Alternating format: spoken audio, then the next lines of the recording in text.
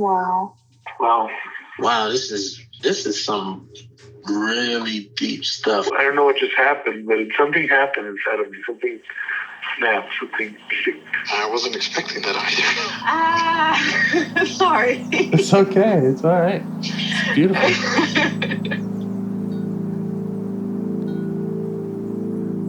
Monster is like really small, but it had to become that to stop me. And then the hurt child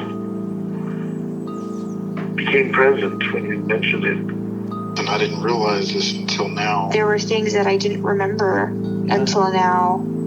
Funny, I haven't seen that before. It feels like I'm the monster. I'm kind of seeing images of things. Of a world where they can exist.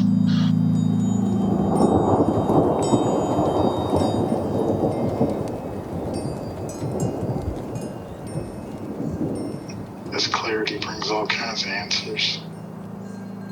It's clear. She hugged me and then went back to her place, I guess, in my heart. Oh, it wants to come out. It wants to bippity boppity boop Cinderella me.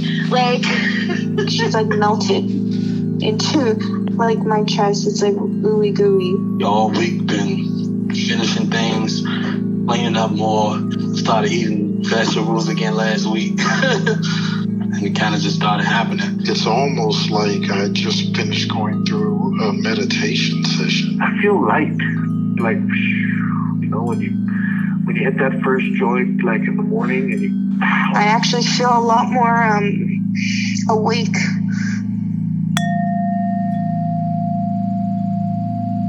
Yeah, I am actually. Right now I'm feeling quite good. I will say that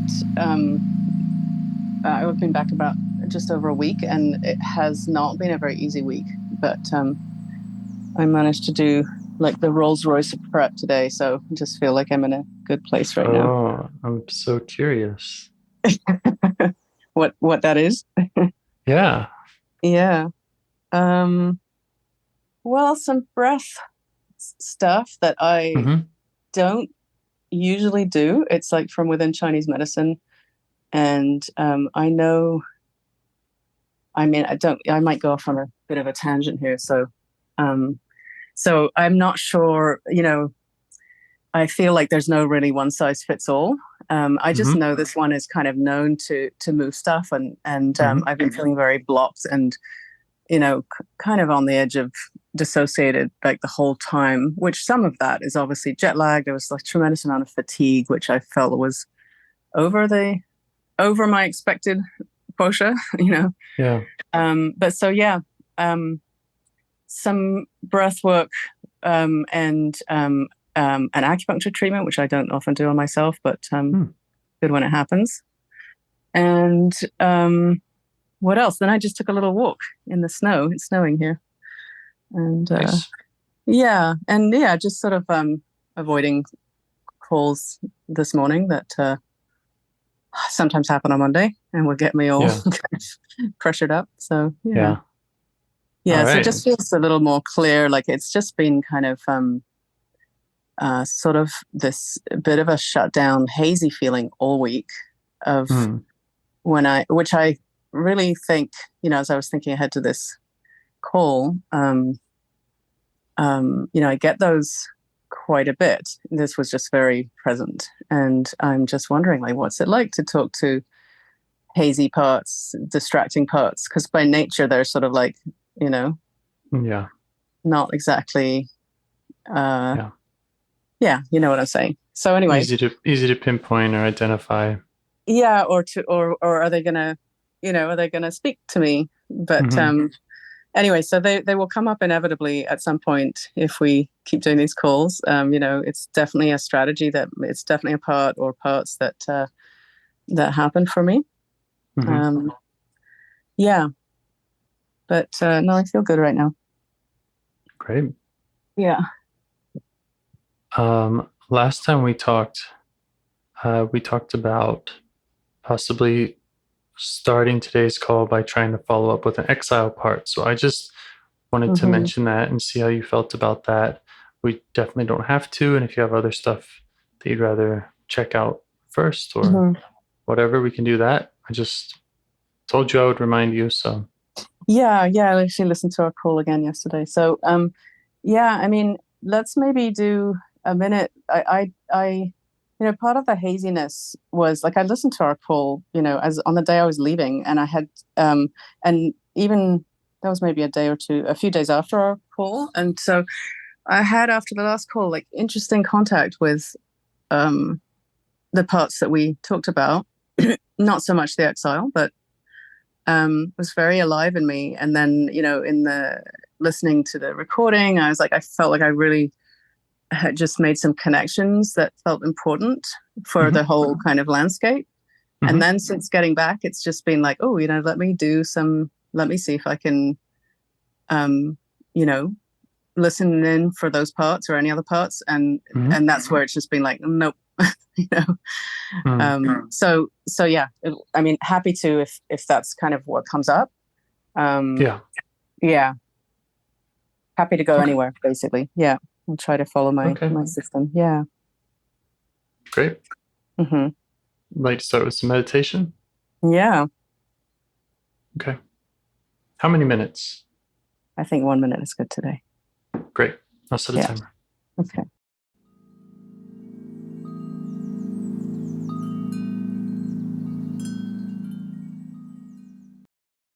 All right. So, where would you like to start? Well, I felt my narrator part a little bit during that minute. So I've told you about that part, and it's very active in my system a lot, but it doesn't tend to show up as much when you and I are speaking. Yes. Because I think it doesn't feel that it needs to. Yeah. But it was kind of jumping in with like some explanations and weaving, and the sort of flash of knowing that I had when I listened to our last call was about storytelling, and I kind of know that about the narrator part anyway. But I realized that my dad reading stories to us was like the most safe that I ever felt as a child. It was like a really good experience. He was good at it. He, in some ways was a fairly absent parent as well, but it was really good. And so it just makes sense to me. And I'm kind of confident about this because it wasn't like me going, well, this, so that, and this, so that. It just kind of really came as like, yeah, I, maybe being in a story or telling a story is being real and being, not the emptiness that is definitely there with one or more exiles. Just this feeling of disconnection. So yeah, it was a really lovely thing. And so I think there are more than one parts. You had picked up on my like tell it with humor part. There's a team there that I think just wants to make me real. So that was interesting. Nice. But I'm only saying that because the narrator popped up right now. I'm not sure if it wants to be spoken to or. Yeah. Does it have anything it wants us to know? Let's see.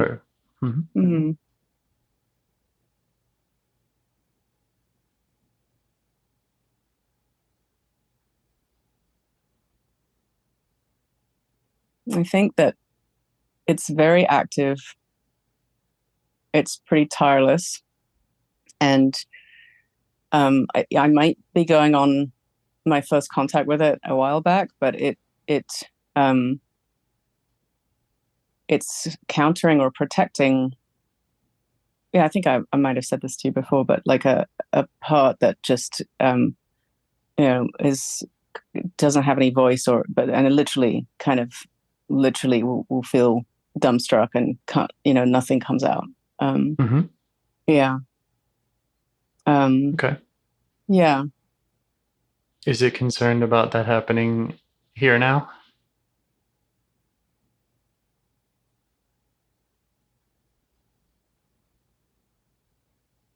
I'm going to go with no.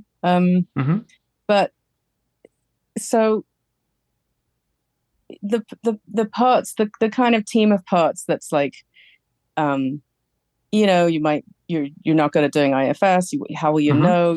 Not visual, not like, how do I know if it's a part talking, whatever. That is quite active now. So, So, and I think there's probably some fear under that maybe links back to the same thing. Like, what if there's this like deafening silence, which definitely not. I mean, I quite like the silences in these conversations, but so that's all kind of pretty up there. So I don't think the narrator part has concerns about that. I can see. Yeah. Okay. Yeah. Okay. Well, I just want all parts to know that silence is definitely okay. Yeah. I understand why it might be uncomfortable to them. But it's welcome here. And sometimes we need that silence to hear from those more quiet parts. Sometimes it's a really good sign that there isn't a narrator, there isn't a dot connector, that we're onto something. Yeah, and that's why onto a part that's not used to having a voice. Yeah, exactly. And that's why I think the fact that the narrator hasn't been,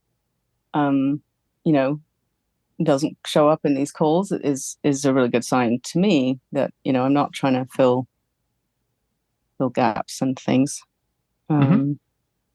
Yeah. Yeah. And the parts that are concerned that you're not good at IFS, do they have more that they want to share, or are they feeling strong, active? Something's feeling strong and active. I was thinking before, about half an hour ago, that I kind of want to apologize to the part that wants to get things right that we talked to a few times ago, because I just haven't been able to really check in with it, or and yeah.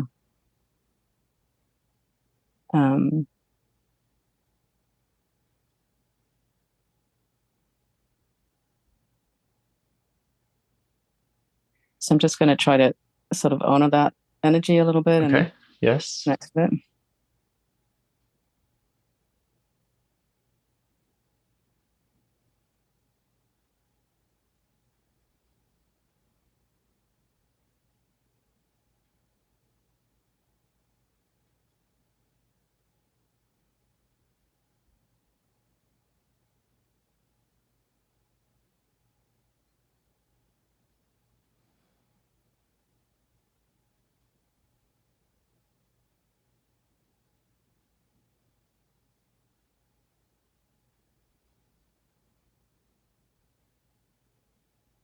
Yeah, I think it's okay.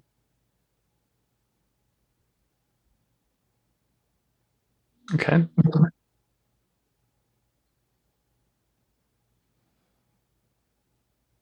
Anything else still feeling active? Any other parts?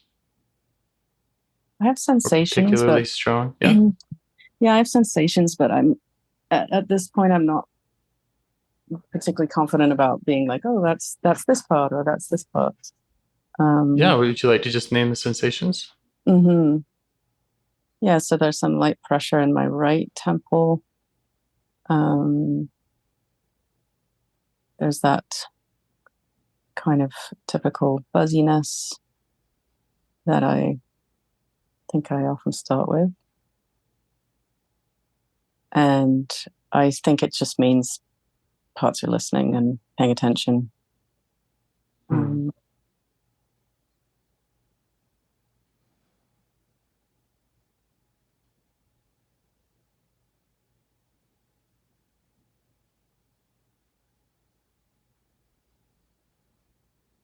Yeah, there's also like a little bit of a tremor in my lower lip, on the right side, that I did notice that a lot when I was after the last call. with the puppeteer.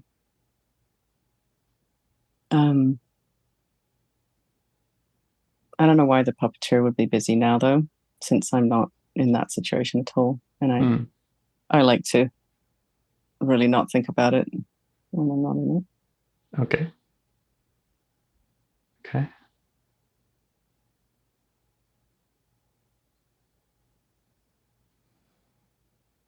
I wonder if it's connected to some other part we were touching into from our last call.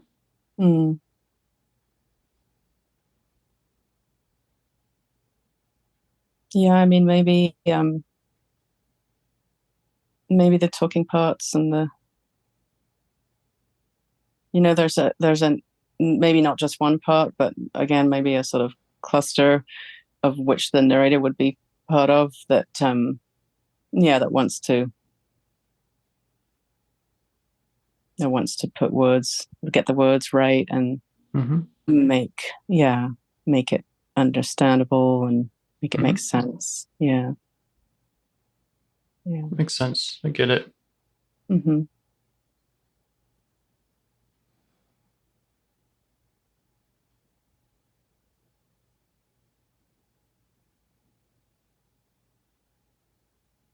I was just thinking about my own role as a guide and how much information or sense I need to do that. I think it's surprisingly little. It's only so much that I can see into someone else's system. And sometimes when I'm feeling really lost, I just throw out the next question that's on my list of patented questions, and things seem to work out. So I get there's for me, when I'm in the process or think about the process, I guess there's this sort of moment that I've come to of like, okay, I feel all this stuff, but I don't really feel who is present or what they want to say. Okay. And then maybe I'm kind of psyching myself out a bit at that moment, right? Because I think I'm getting more comfortable with that, but I guess that's the get it right part or some variation of that, right? It's like could be. Or maybe a skeptical part of like, how do I know it's true? Yeah. Or is it the work of the hazy part? Yeah, it could be. I don't feel super hazy now. Okay. But yeah, if the questions feel right, I'll let you know. And okay. But I guess you kind of, I don't know, how much do you need to know, like, who we're talking to? I guess the questions are the same, right?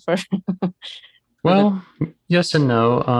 I would say I have one kind of mode that I'm in when I'm talking to a protector, and another that I'm in when I'm talking to an exile. But other than that, it is the path is often pretty similar. I think we're in the protector domain still at this point.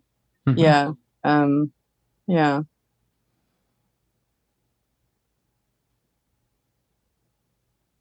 Yeah, they're all welcome. Skeptical part, if it has more it wants to share, or get it right part.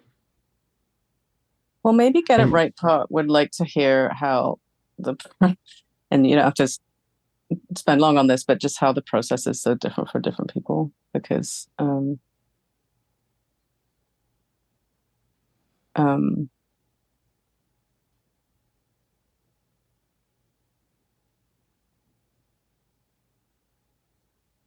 how the process is so different for different people. Yeah. I mean, I have like visual people envy, where I'm like, people sort of see things, and then there's the question sort of, can you turn towards, or is the part noticing you and stuff like that? And that stuff is hard for me so far. I mean, it's early days, right? But maybe that's where the get it right part, or or that team gets a little bit busy. Yeah. And I might not have a great, answer for that because I am a visual person.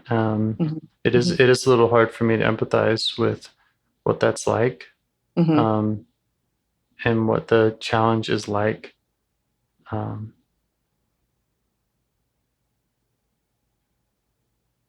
Well, you might be right about the hazy part. Like, I don't feel it very much now, but I sometimes get the sense that I am actually quite a visual person if we go a few layers down, It just isn't that easy for me to access, but but I do sometimes get, in meditation type of, or,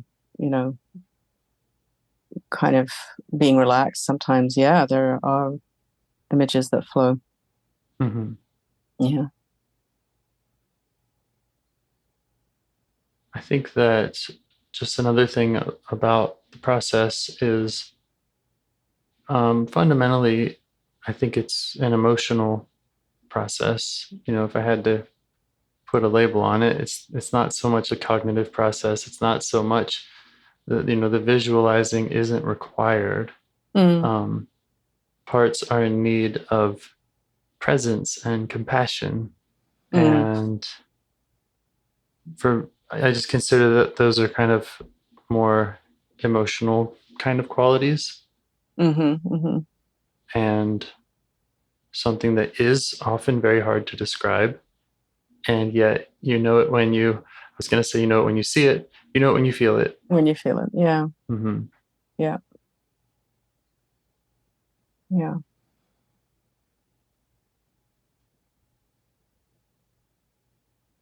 And it's one of the reasons why I have as much confidence in this model as I do, because I'm certain that everyone has that ability.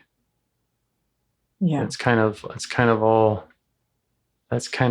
the key. And that's what self-energy is to have that compassionate relationship with the rest of you. And as long as you're capable of compassion, you can do it. Yeah. And I do feel more of that self-energy today.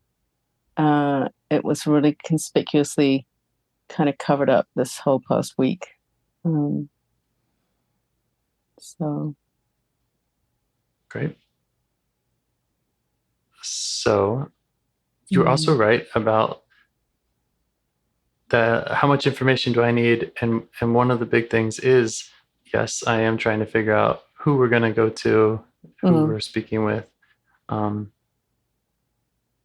So do you have any feeling around that direction for today? Well, I said no to. Yeah, I said no to the hazy part, but maybe we can try there, because yeah. Okay. And that was coming up a lot in the last week? Yeah. Okay. Yeah, I was just like kind of like being in a cloud and being very disconnected, and if I would try to do any internal work of any kind, it was sort of just like I'm not quite in there. So quite dissociative. Yeah. Okay. Yeah. Are there any other sensations that you notice about this part when it's active? No, there was a lot of fatigue, which I just rested a lot this week.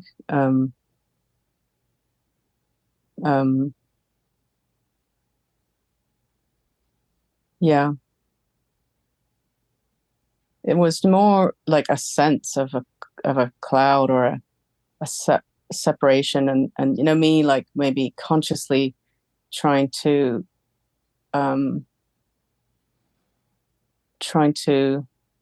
connect with joy, things that might normally give me joy, which is not like that easy for me to tap into. Well, I mean, I think I'm often a bit like this, but it was just much stronger this week.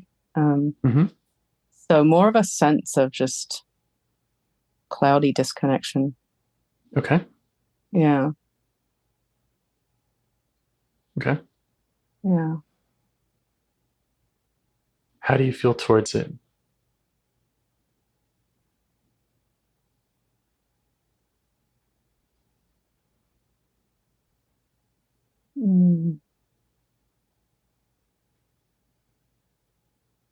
There was definitely some frustration.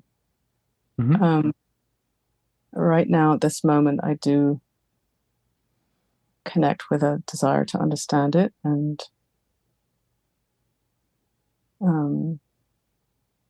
know more about it. Okay. Let's see if you can broadcast that. Let the cloudy part know that you'd like to understand it. We have time and space for it now.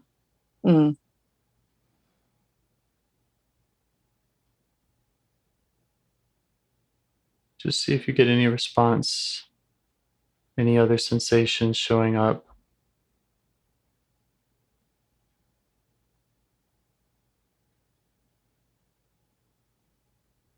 I'm getting that sort of pressure down on my head, which is, on one call, sort of felt like an exile, and I did have some nice contact with it, like nice light contact with it. It's just a common somatic sensation for me, so I'm just gonna kind of feel into that. And great. I don't know if it's the hazy part or not, but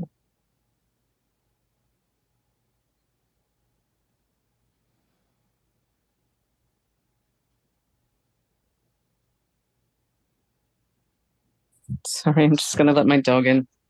Okay. If you hear lip smacking, come on. Yeah.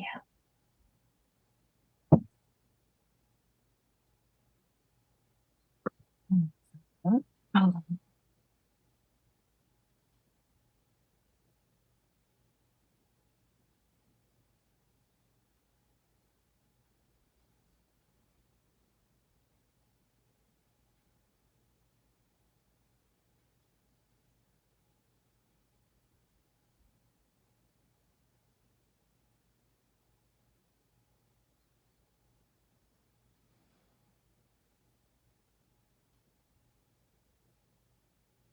Yeah, the sensations get a bit stronger when I kind of make that invitation. Okay. Pressure in the head. You okay with that? Yeah. Okay. Yeah, you could try asking it what it wants you to know.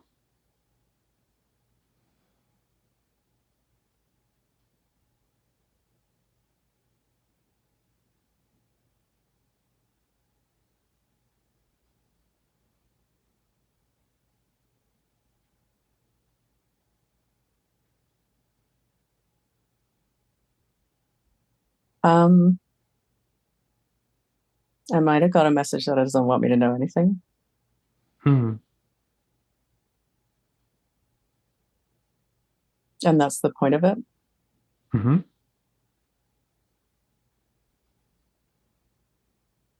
So that's kind of like that's like a positive, like I don't want you to know anything versus I don't have anything that I want you to know. Yeah. Yeah.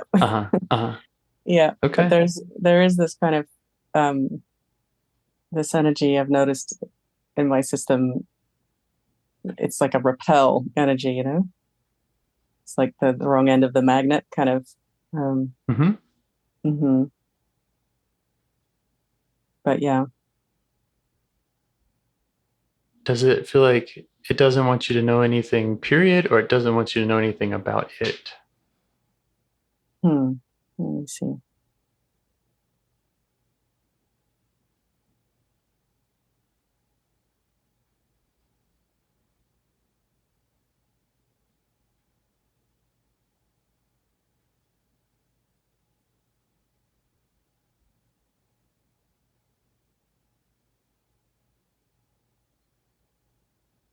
I think more general, doesn't want me to know things.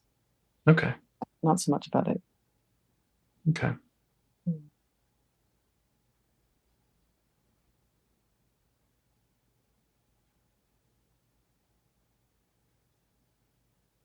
The pressure is quite strong. Okay. You could just let it know that you're feeling that. You're feeling that connection between the physical sensation and this kind of message of not wanting you to know anything. Mm-hmm. And that, in theory, you can offer it this. If it will communicate with you, it might not have to use that energy that, that it is uncomfortable and that I'm sure other parts fight with.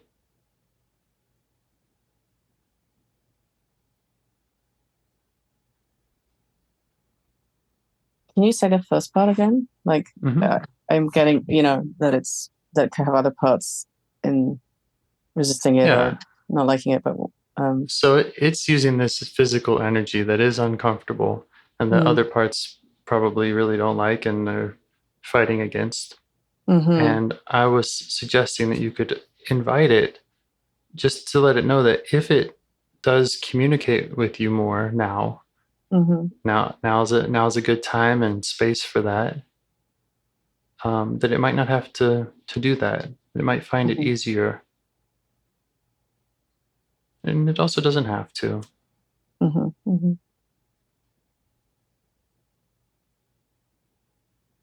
Yeah, I did notice this week when I was trying to maybe do this same kind of thing of being curious about it, that, yeah, there's other parts that are quite frustrated with it because, they want me to do the work and get results and, for things to change. And, so that's something you could let it know. Let it know that you're aware of other parts that are frustrated with it and try to probably block it.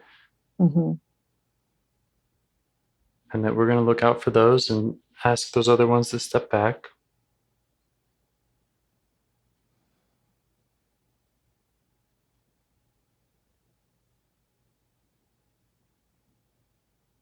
And just see if it responds to that.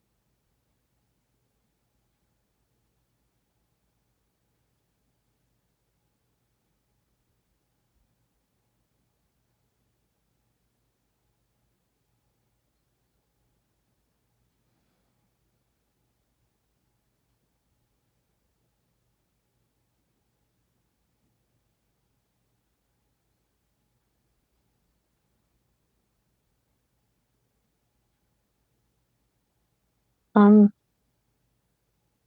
not sure how helpful this is, but I notice a little kind of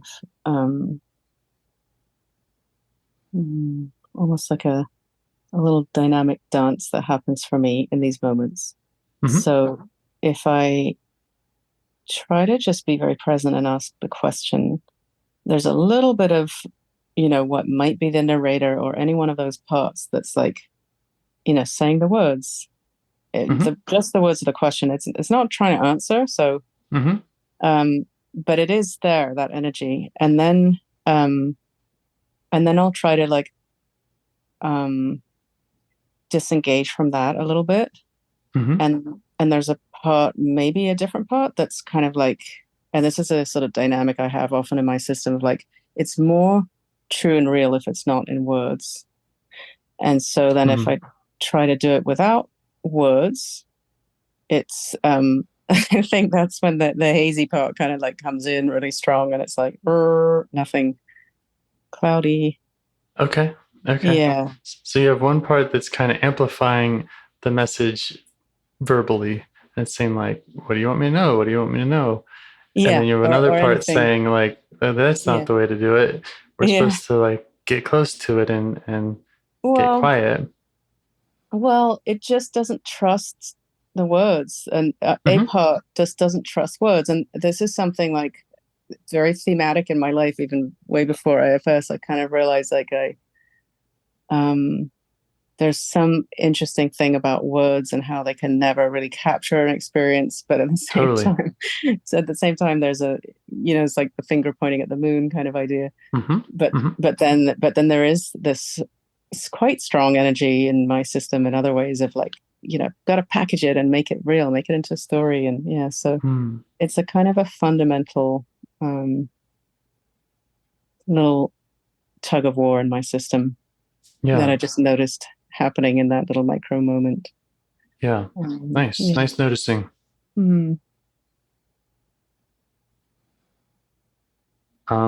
mean, fundamentally I agree that with both of them, but yes, this whole practice could be done without a word.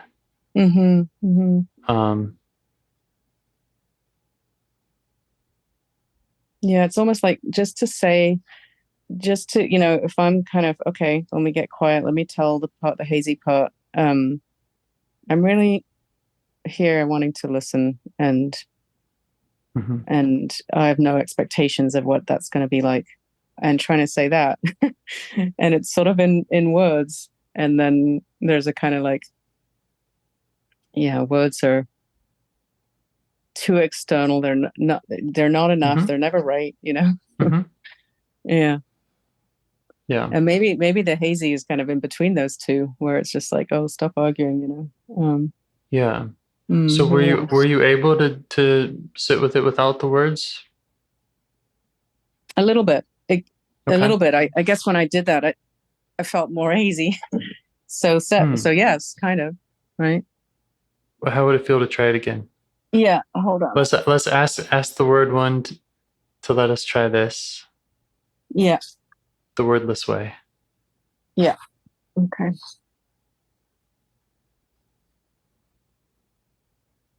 And I also want you to know that, again, silence is very welcome. Well, there might be a little bit of, if I try to do it the wordless way, that the words just are there, Right. Yeah. It's like trying to hold two things, basically. And I'm comfortable with, well, let me try it again.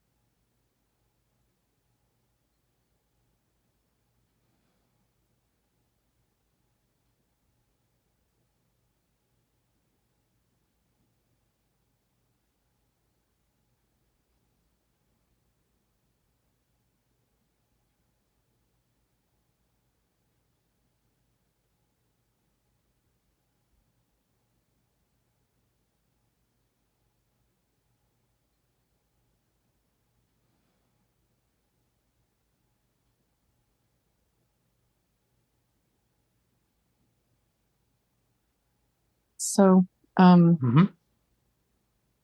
well, I'm trying to quiet or ask to step back a part that's just like, okay, when the words aren't there, then it has to jump ahead to like, what might the answer be? What might happen? Because if nothing happened, like we, sort of wanting to stay one step ahead in case, it's a, and I noticed that in my other parts of my life too. It's like, would be really bad if I guess it is in the same whole word, non-word, not word and no word dynamic. It'd be really bad if there was just like, no outcome. It's just Would like it be okay? Can you ask more about that, just so I understand what would be so bad about that? Mm-hmm.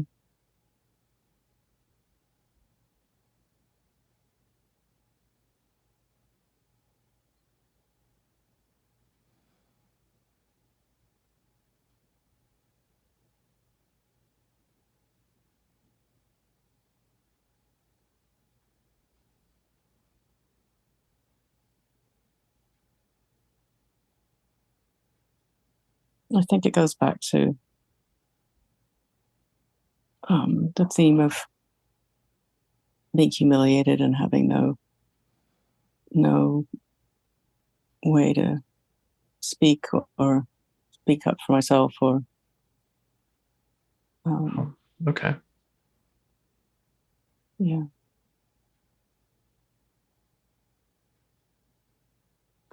Thanks to that part for showing us.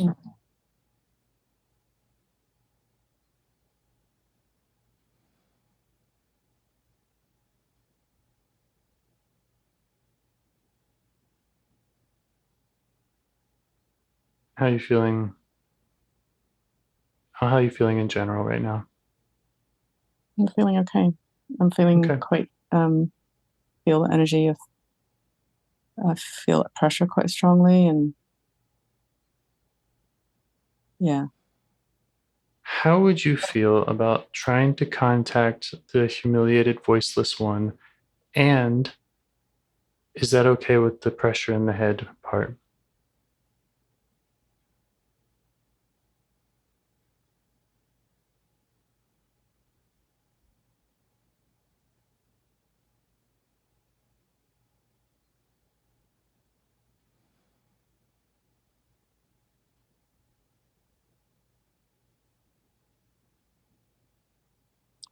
I feel okay about it. Pressure in the head gets a little bit stronger. Okay.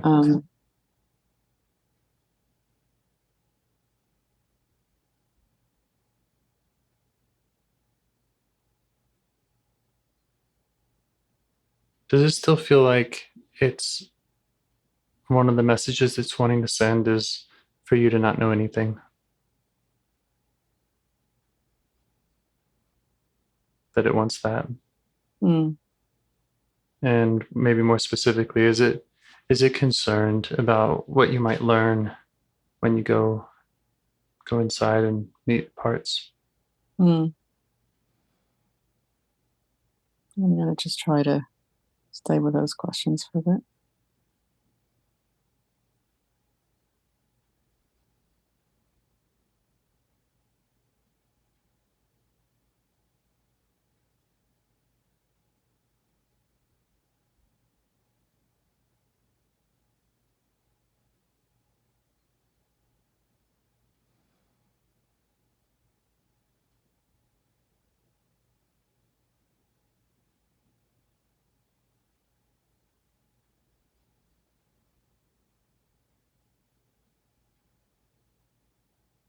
I forget what the questions were exactly, but I feel like it's okay.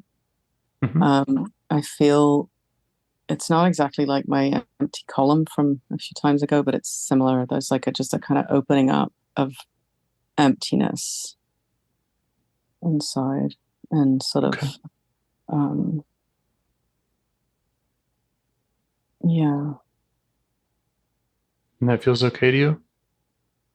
Yeah, it feels okay. Okay. like the pressure's still there, but it's almost like there's this like cave or chasm. Okay. Mm. It sounds like this pressure in the head part is a very important part and one that I know I would like to get to know.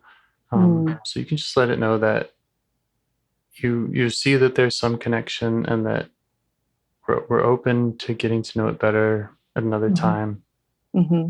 Or if it decides it wants to speak up, that it's welcome.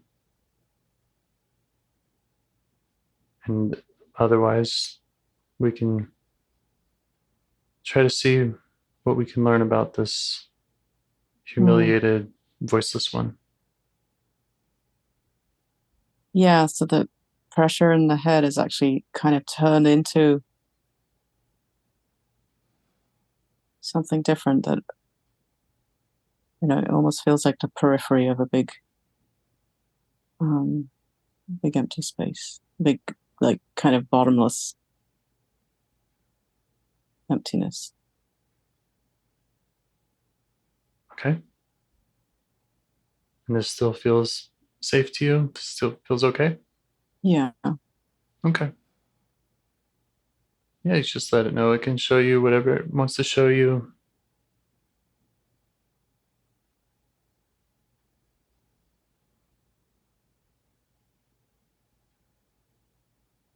And if you like, you can let the voiceless part know that you'd like to contact it, that you've heard about it from several other parts.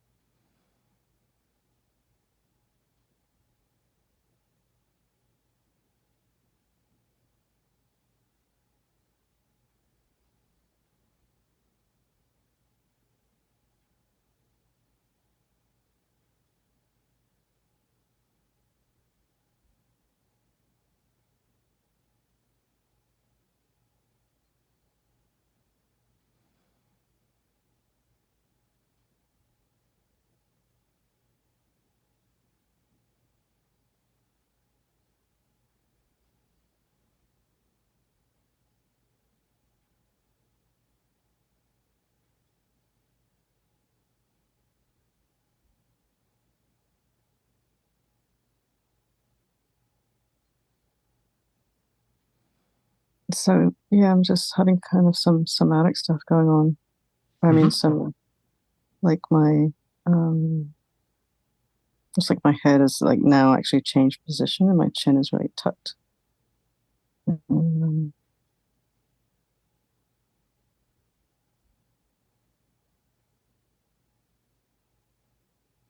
Yeah, I'm not sure if you're familiar with like fascial unwinding. Not particularly. But it doesn't matter. But it's a thing that's happened for me in some bodywork sessions, and I kind of learned to just go with it. Anyway, it does feel like a part. Okay. I should check in. Are you on a tight timeline here? Do you need to be off the phone in 10 minutes? No, I'm fine. I'm fine if you're fine. Yeah. Yep. I can. Pretty wide open. Okay. Fascial unwinding feels like a part. Chin tucked.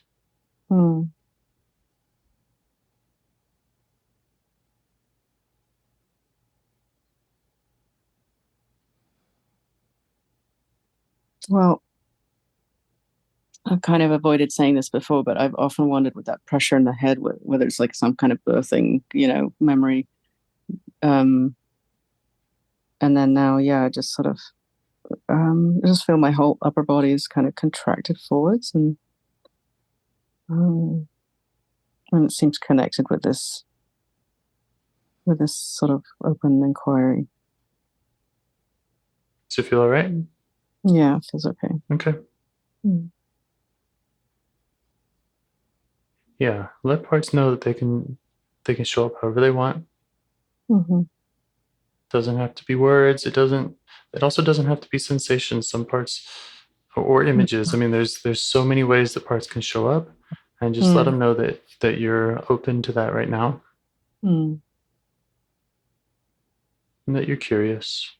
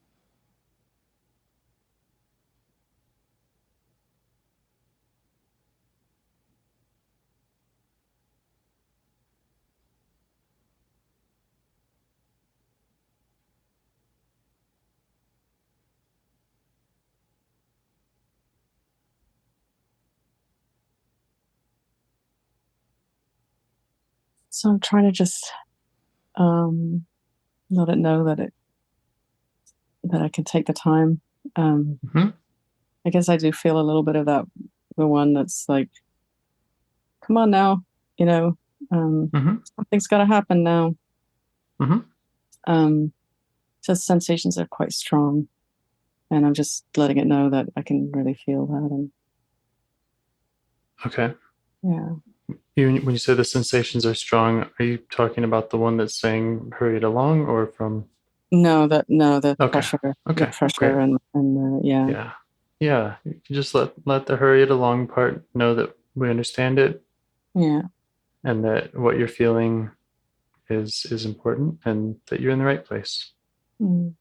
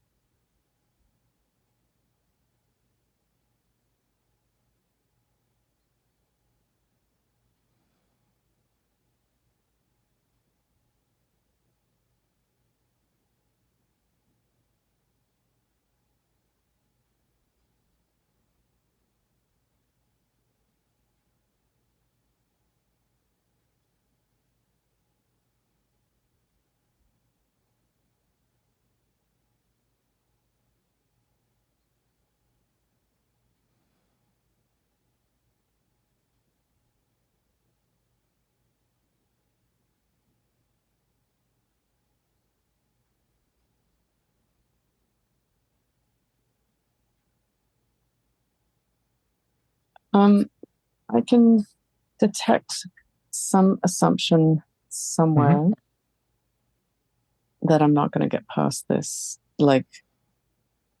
point. Okay. And the reason is so this unwinding, just to describe what it looks like. Yes. If I just allow my body to do what it's not how can I describe it? It's not voluntary, but I have to sort of give permission for it to happen. So then my head and neck are just moving kind of like from side to side. Sometimes my chin tucks, sometimes it goes up. And I've had this experience quite a bit, as I said, in bodywork sessions, sometimes in meditation it will happen. And I've always tried to just be curious about it and not come to conclusions about it. And it feels quite strong. And I've just never gotten past that. Like, what is this? For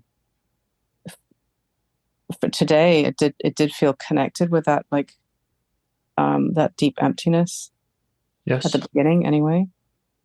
Yeah. So, during this last silence, I'm just sort of trying to be like, it's okay, whatever time it needs to take, and whatever way that it would like to communicate. But I do feel that sort of yeah, this is this is as far as you're going to get kind of voice. You've been here before, and there's no more information to gather here. No more or no. That's what this part is saying, that the permission is not there. Like this other, this intervening part is like, we've done this before, lots of times. Okay. Even not necessarily from an IFS. Yeah. Yeah. And so, like you were saying, something new is maybe connecting it to that deep emptiness feeling. Yeah. And also the haziness, and that last part, the haziness is definitely sort of back. It's just like, okay, let's shroud this, Yeah. Well, I really, I think you're doing a great job, and I think you're being very patient and creative and courageous. And also thanks to those parts who are looking out for, hey, are we just getting stuck? And I don't know the answer to that. But if you're noticing connections, then sounds valuable to me. Yeah.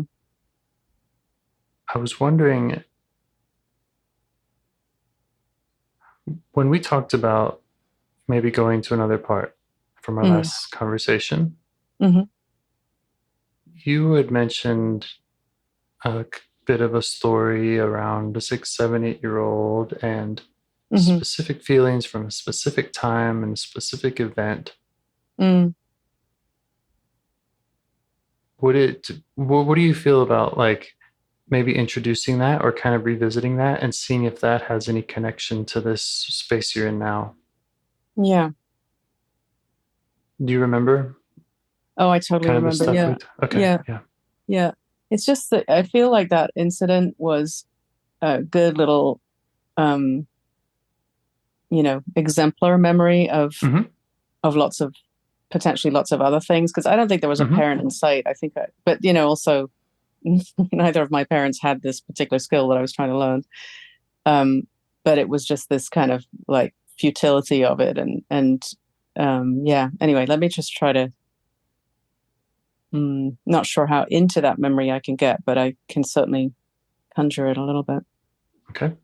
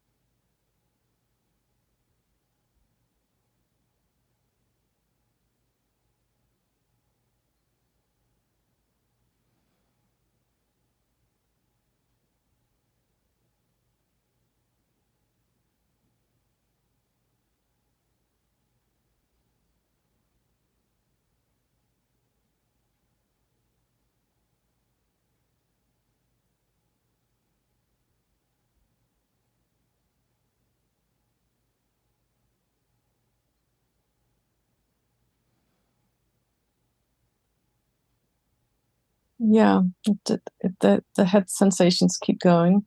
So, but they're there a lot for me. Yeah. And the feeling, I would say, is of just being like completely alone, with other people around, but totally alone. Yeah. So that's what I would suggest tuning into more if you're up for it. Seeing what else you can see about it or detect about it.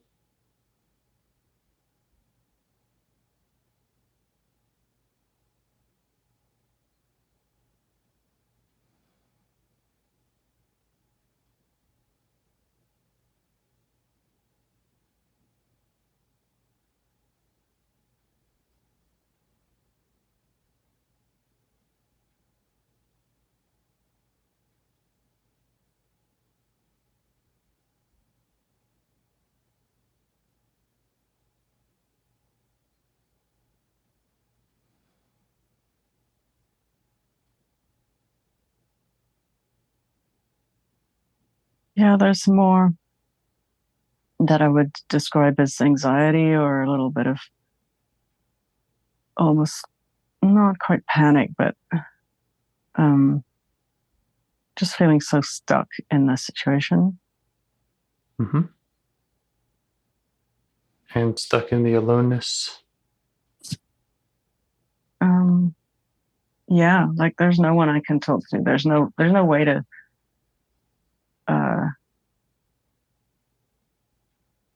there's no way to change it. I don't remember how it ended, or if it was like a time-based back, but there's no part of me, there's no either ability or even like knowing that it would be an option to just say, like, I'm not doing this anymore, or this is horrible. Okay. Yeah. Yeah, that's the part. Yeah. It's the part that says there's no one I can talk to. So see if you can get that part's attention and let it know that you're here, that it doesn't have to be alone anymore, and that you'd like to be the one who it can talk to.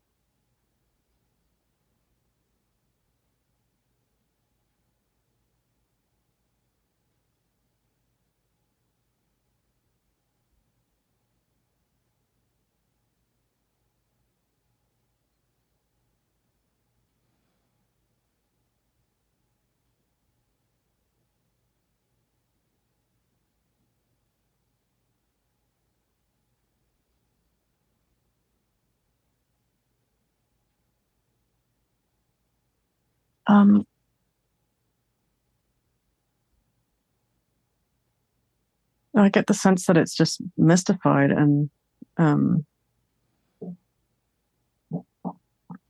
at the idea that there's anyone there. Yeah. So no, it's okay. It's okay for it to feel however it feels with you.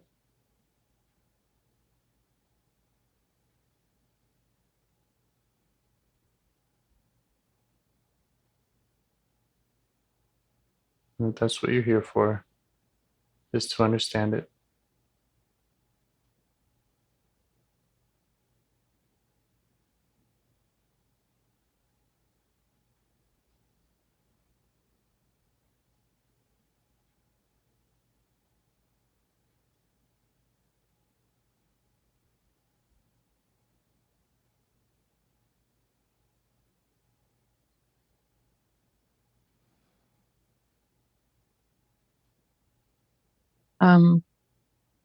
There might be some kind of caretaking energy wanting to, wanting to do things. I mean, like, move to the next step or bring comfort or yes. Yeah. Thank the caretaker and let it know that is important. And we wouldn't skip that. And that we're going to let this part show you. We're going to let this part kind of lead you in a way through what it needs and at what pace. And right now, it's mystified. So we just want to stay with that.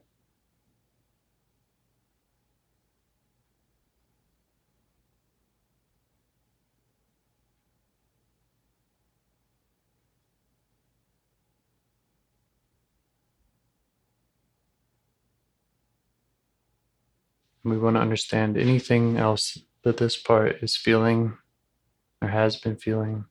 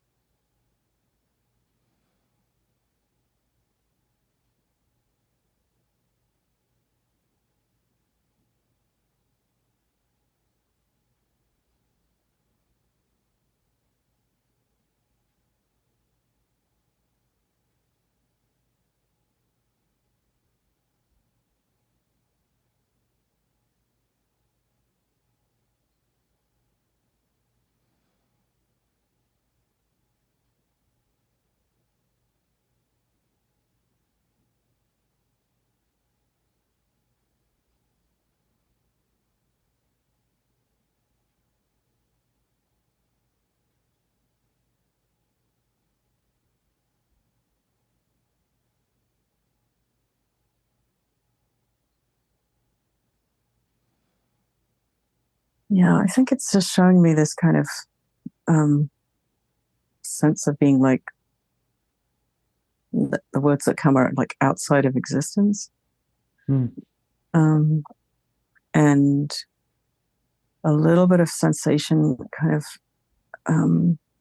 it's very faint, and I do feel like the interfering parts are still kind of there. I've been trying to do the same process with them and just kind of thank them and refocus. But yeah, maybe a sensation of like kind of just fear and like a dropping away feeling in my upper abdomen that I can associate with times maybe a little bit older than that. But always, just kind of this sense that like I missed something important, or like nobody knows I exist unless I show up for this thing that would be older, or maybe unless there's a certain validation. Yes. And maybe that's where the sort of making jokes and entertaining comes in a little bit. With my dad. Yeah. And you're okay with how it's showing you this? Yeah, it is pretty hazy, but I think that okay, it's genuine. It's not. I mean, to some degree, these are like pathways of thought that I've traveled a lot, But I feel like it's. I feel like it's coming from the part. Yeah. Just keep inviting that part to notice you. See if we can strengthen that connection. This part believes there's no one it can talk to, that nobody knows it exists. And you just want to keep showing it that you're here, you're noticing it, you know it exists. You also care about how that has felt for it.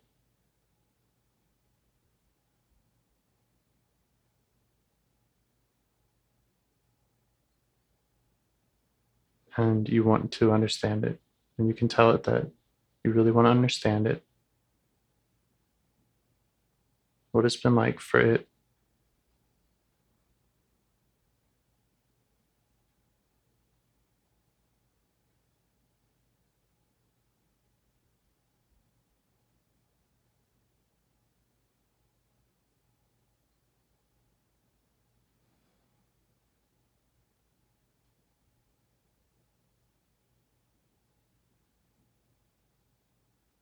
And anything it wants to show you about itself, its experience.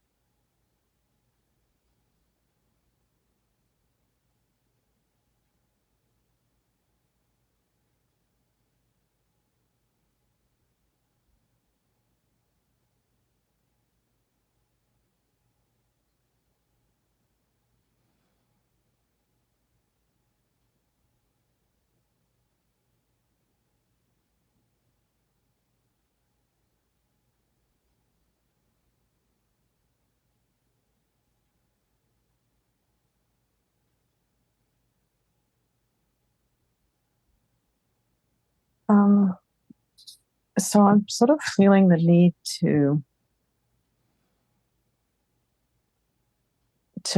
transmit that message of me being here by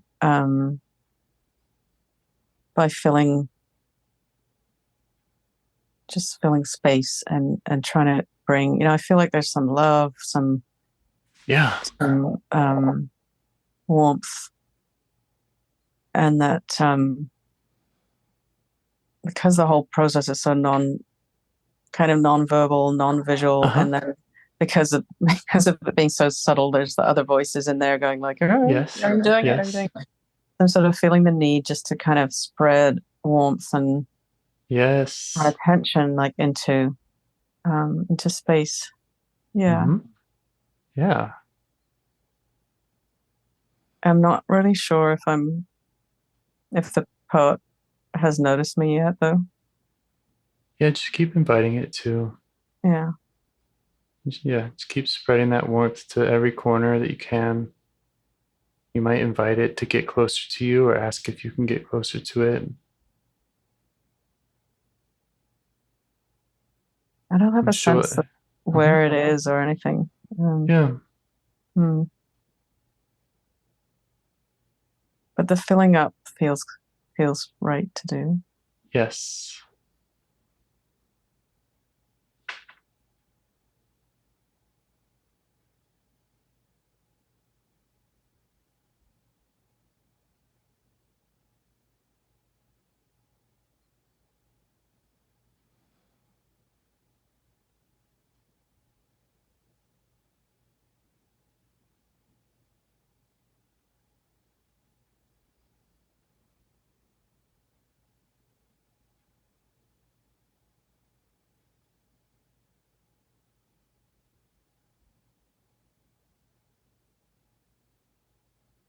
Now I'm getting a little bit of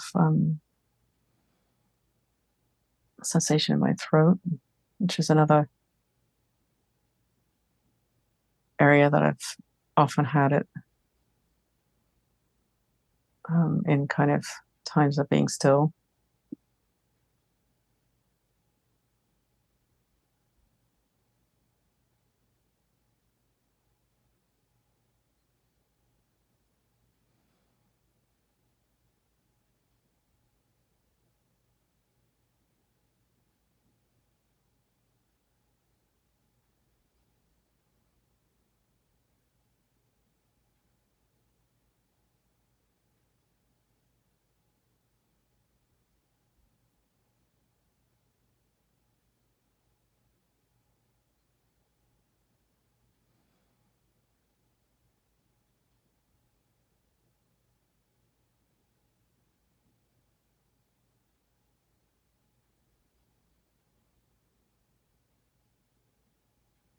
One thing this part had mentioned was nobody knows I exist unless I show up to something. Like maybe it kind of felt the need to perform, or to behave in a certain way.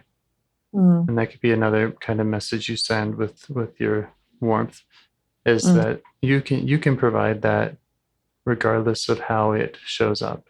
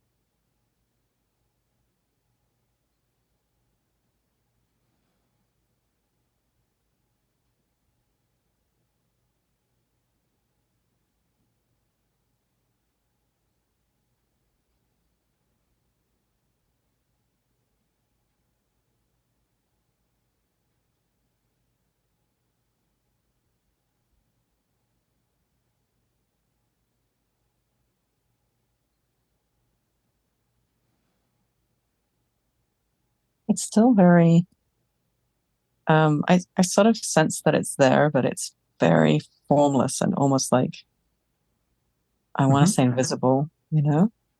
Yeah. And at the same time, there's this kind of flooding sense of, you know, before I said warmth and sort of spreading warmth, and now it feels more like water, like a kind of a crashing waterfall.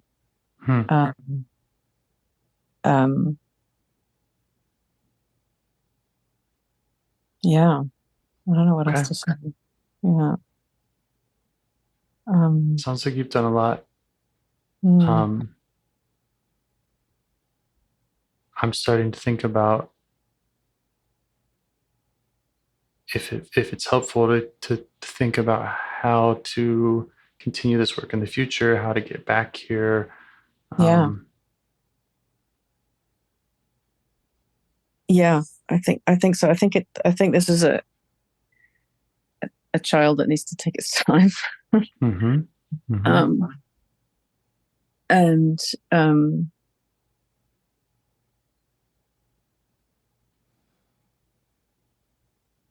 Yeah, that dynamic it can be a part of that conversation too. You know, this isn't just, okay, we've seen this, now let's talk strategy.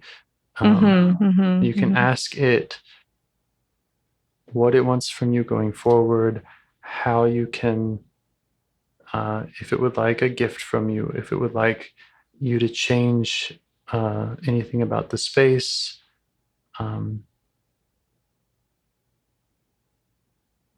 If it would like you to come back at a certain time in a certain way.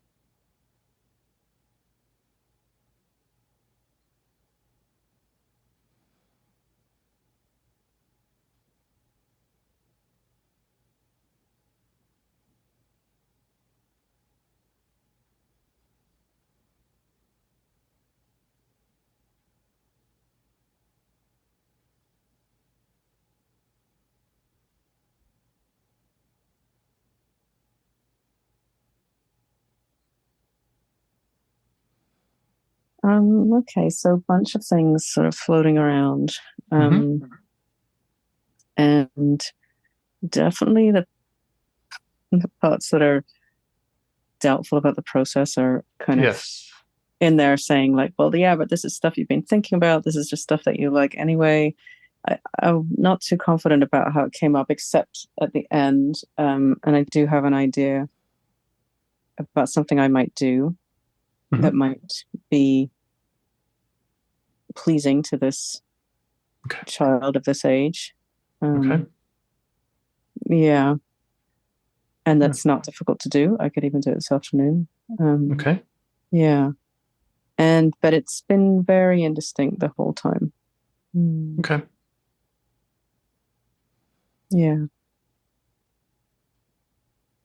Overall, does it feel like a good thing and a useful experiment? Yeah. Yeah. I mean, if nothing else, because like, as you said,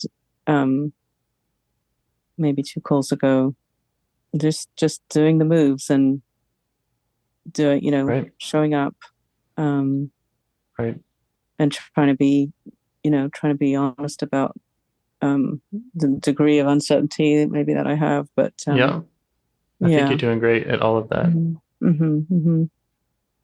Yeah. I mean, if it's the same part, if it's a different part, last time you touched into this maybe exile energy a little bit, and you're like, what would it like? And I said sunshine, like that. It flowed very easily then, all this stuff. And then it was a thing that I did for a little bit afterwards, and it seemed there was always like a new unexpected answer. And then, well, either I got distracted or maybe I went on my trip or, had to organize all that or whatever.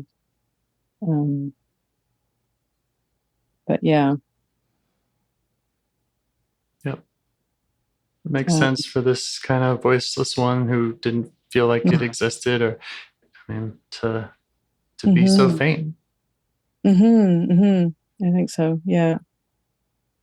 I think so. And I'd suggest just keep trying to find your way back to this place, even if it's for a minute, 2 minutes here and there. And just keep that warmth and welcome. And that will also, probably include kind of like the process we did today, where you're meeting these other protectors on the way. How's the pressure in the head? It's still there a little bit. Like it's kind of come and gone the whole time. It's still there a little bit. Yeah. Okay. Yeah. So there may be more work to do there, and that might also, this is just a total guess, but that might also explain why the part remains faint. Maybe it's seeing these other protectors that are up, and it's kind of like it doesn't feel kind of safe to step into the warmth, if you will. I think so. Yeah. I mean, it just sort of felt like, that other energies kept kind of piping up, and then there's a little bit of like, okay, how much do I engage with this? How much do I just say, hey, thanks. Thanks for your good intentions, and try to hold it all. Yeah. As far as a rule of thumb with that, a lot of times I will just right off the bat just ask for space. Part pops up, and it's like, first I'm saying like, can you just not do that? Because sometimes they go, oh yeah, no problem. Yeah. And so it's kind of like, it's an easy first ask. And I just kind of anchoring my requests with just that direct request. And if the answer is no, that's fine. If there's any hesitation, that's fine. I can spend more time with them. Yeah, I mean, again, even they are a bit indistinct, but they show up, I guess, as little thoughts, Yeah. But there was definitely some, that interesting flooding warmth, and then waterfalls, and some of the things that come in visually are, well, I've noticed, I don't know if, I don't think I can say it's related to this conversation, but I've just noticed in the past few weeks, like I keep picking up pine cones and how much I love pine cones. And one of my little things in here was like, go to the forest, so just just things that I liked as a kid. It feels very general. I just couldn't say that I feel confident that it was this part saying stuff, but it feels like it's in the domain of good things to sometimes do. That's right. Sometimes let's just go to that domain and see what happens. I'm smiling because I was working with an exile of my own quite recently, and that was its request, was go to the forest. And there also wasn't a lot of content stuff it wanted to show me, etc. It was they wanted to go to the forest, and that's as far as we've gotten, and that feels good. Yeah, and the forest was definitely like, a place that I had access to, probably with, at all ages, and probably usually with adults, but like it was just sort of magical, and I felt good there. In the same, well, very different, but the same way that like listening to a story just was very safe, And you had asked last time about the fear of that. There was a sort of disintegration, and what's the fear behind that? And I think it really came down to safety, that I had to, if that even fragile sort of presence wasn't there, it was there was no safety at all. Right. And and another visual that keeps popping up for me, but this is really because it's a photograph that my mum has in her place, and I kind of asked if I could take it with me. She didn't want to let me take it with me, but I took a picture of it, and it's, I must have been a year old or not much more, and there's just, the look in my eyes is so to me empty and vacant. And I keep, of course, questioning myself and saying, is this because of the work that I'm doing? And I'm, like, or just lighting. Could somebody else look at that picture and think, oh, that child is daydreaming? But there is to me this real sadness there, just this like absence there, and it does it correlates with basically events that makes sense. Where I was basically not, my mum was not coping, and so I was like suddenly somewhere else. And this is pre-memory. I have like little snippets of those memories that happened several times, but I can only imagine how disorienting it was. And so that kept popping up. But of course the skeptical poets are like, that's because you saw the photo. And it may be very, very relevant. It's very relevant. It's very real. And I think that that's the gift of going home and being in those sort of intense emotions is just that you get access to, well, not just photographs, but access to things and emotions that I've very much like sequestered since then. Yeah. Okay. Great work. Thank you. Questions for me? Do you have any requests of me? I'll send you the call. And if you have any feedback, I know in the beginning we're talking about the information I need for my guidance, and I'd love any feedback about that. So, well, I'll listen. I like to listen. I sometimes there's other parts that come up when I like to listen. I'm like, why do I like to listen to these so much? Because I will listen more than once. Me too. But it's almost like you experience it again in a different way. And, sometimes the things that we're asking become more clear at that time sometimes. So, yes. Yeah. I will. Thank you. Okay. Thank you. Thanks very much. Love to do it again sometime. Yeah. Okay. I'll be in touch. Okay. Thanks, James. Take care. Bye. Bye-bye.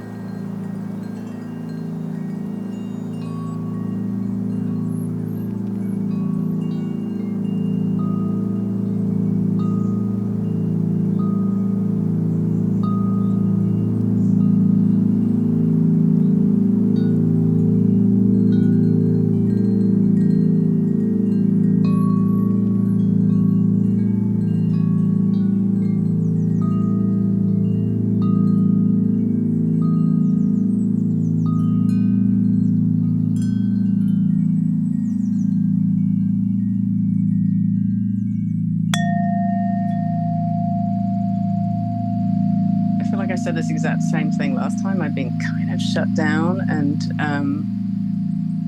feeling a little better now. But just this sort of force field of kind of, okay, whether it's hazy or distracting or there seems to be some resistance.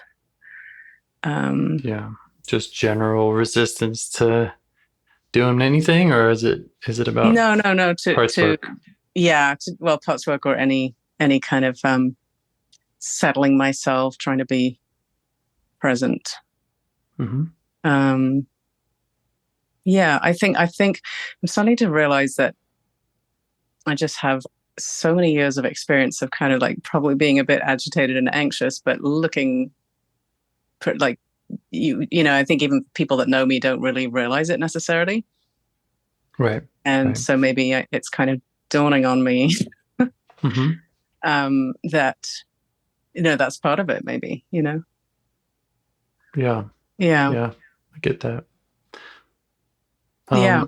We did start last conversation with talking about hazy parts. But I think we kind of got that part to step back, and we ended up doing some exile work. So, and I don't recall, what it was that we did to address hazy or distracted, but we could start there again if you want and see what happens, spend more time with it, or see what it needs. I think it's, I don't know. I remember it saying, because I haven't listened to the call recently, but I did listen to it a whole bunch of times, in the next few days. And I think that it said something like, well, no, that's the point. Or we, when I said what, this is something I should know. Right. It was a rare. That it doesn't want you to know anything about it, I think. That's the whole point of it. So, and it's not always hazy. But, when I listened back, I think, I can't remember exactly the moments, but there was things that, maybe even about the narrator when you asked, like, I said it was sort of protecting against like a kind of radio silence. And I think that you asked, is it concerned about that now?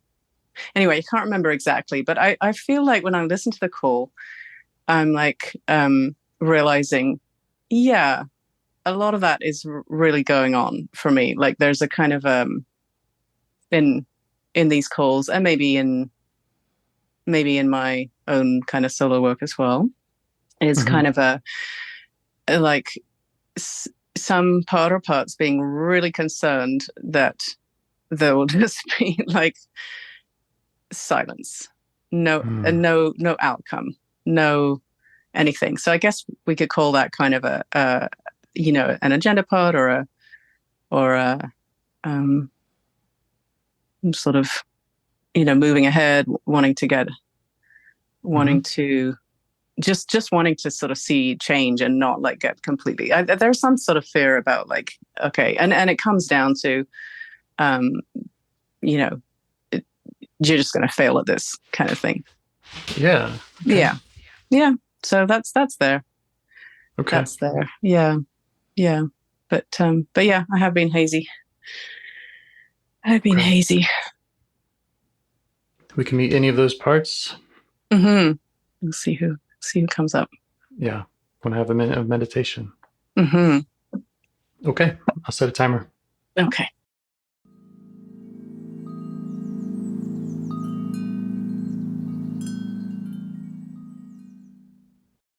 Okay. Okay. Anything come up during that time that you want to address, or? No, I just had a brief thought about cabbage. Oh yeah. And but yeah, I sometimes feel like it's easier for me just to kind of get a big sweep of just dynamics, sort of like my triangles, or and there's definitely been one coming up, which is the difference between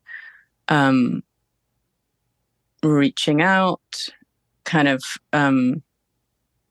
moving ahead, sometimes it's like taking in, which sounds like the opposite of reaching out, but it's kind of, I guess, active. And it kind of like, it's like you have to act or change things or learn things or get better at things, or and the other is just like this really wanting just to kind of let things evolve and unfold. And they do seem to be warring a bit, I would say. Yeah. Which is probably a condition of being human. But remember my word, no word thing? That was kind of like that too. It was like, it's external. It's, we're building this kind of story. We're building this reality. And it covers up or doesn't allow just a kind of like a more being state, which I would really like to have. Okay. Yeah. Yeah. The must learn part. Yeah. Yeah. And I've had little, memories sort of floating up about how, I can't remember if I mentioned this. My brother was like, is a very, well, these days you would say he is a gifted child. Like he was kind of very precocious in some ways, at that, and when we were young. And I do remember my dad kind of like, kind of engaging with him with that. And so I think there probably is a kind of echo of me feeling like to get attention, to be sort of seen, like knowing stuff is important. And I can't remember if I mentioned that. Anyway, that's kind of popped up a lot for me. Yeah, I don't recall hearing that.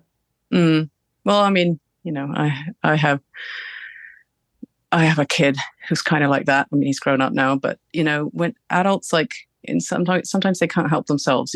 When a kid can do stuff that is sort of way beyond what you think they can do. It's just it's kind of entertaining. And anyway, I only vaguely remember it, but I and I don't remember feeling like I don't know. I'm just sort of seeing that as a possible dynamic that fuel the kind of seek outside, learn stuff, know stuff. Yeah. Be good at stuff. Yeah. And do you think that must learn part is somewhat related to the agenda or even the no silence kind of? Yeah. Well, I see these kind of dynamics. So I could see that more easily than I see individual parts. Right. So yeah, but it does seem, because it makes it very hard. And the reason I'm thinking about it now is just that, like in this kind, in a conversation like this, or maybe solo work, it's a kind of like, I think there's a fear of just kind of nothingness, or just, which gets in the way of allowing, Yeah. Yeah. Does that make sense? I think so. Yeah. I think it's I think it's been obvious to me when I listen back, like that even if I think it's not going on, that it sort of is going on. Yeah. But I don't know. I trust my past self. Maybe I don't want to second guess myself. We can find out. Yeah. What's that? Hope I found out. We can find out. Oh, we can find out. Yeah. Yeah. There was also, I can send you the timestamp for this if you're interested, but there was another point towards the end of the call where you consciously or not consciously kind of, I think, detected another part. And that was interesting for me, because it was kind of what at the end when I was like, oh yeah, this child needs to take its time. And that was definitely a part that is sort of like, we've done something here. It's all kind of, let's quit while we're ahead. And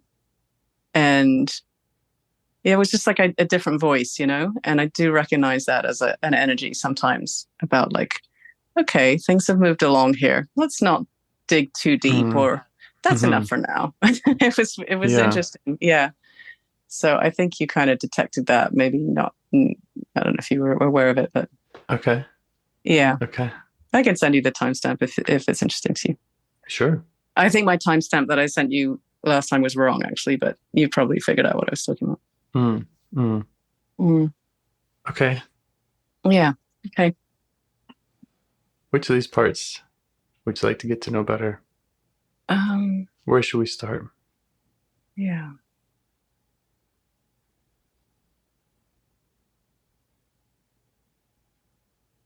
I'd say the hazy part, or maybe even the sort of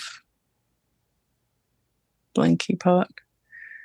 And then also just one more thing, like I was before referring to a part called the do it right part. And I think it should be more properly called, or its activity is more like you're doing it wrong. I've noticed that a lot. And I've noticed it coming up quite a bit.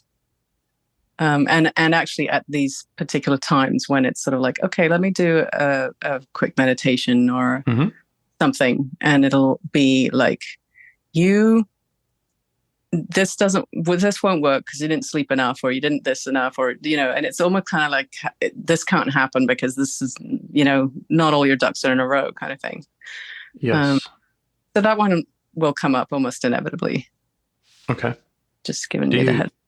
Yeah. Does it feel like, only because you mentioned them back to back here, does it feel like that one, that's what comes up, and then the hazy or the blanking comes up?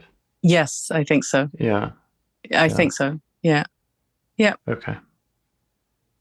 We could try checking in with that hazy one to see if we're on the right track with that.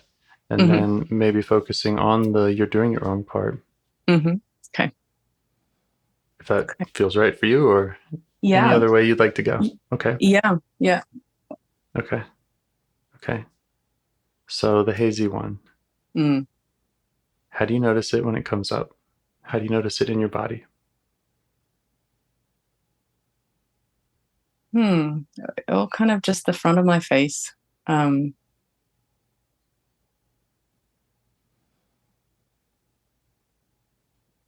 Being a little jittery or buzzy, but in a much milder way than sometimes, if anxiety's there, but buzzing is much stronger. So kind of just a bit of, yeah. Okay. I can feel it now. Okay. And how do you feel towards it?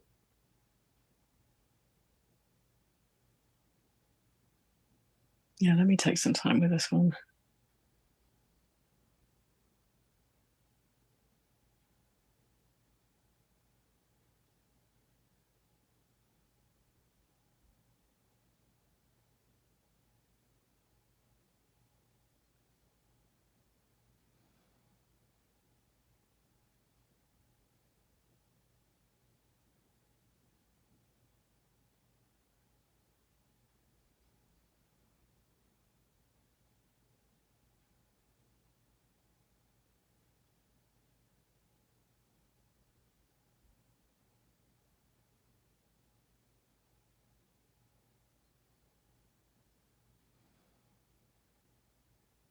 I think there's usually some frustration.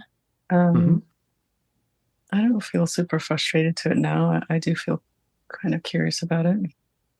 Okay. Okay. See if you can show it that. And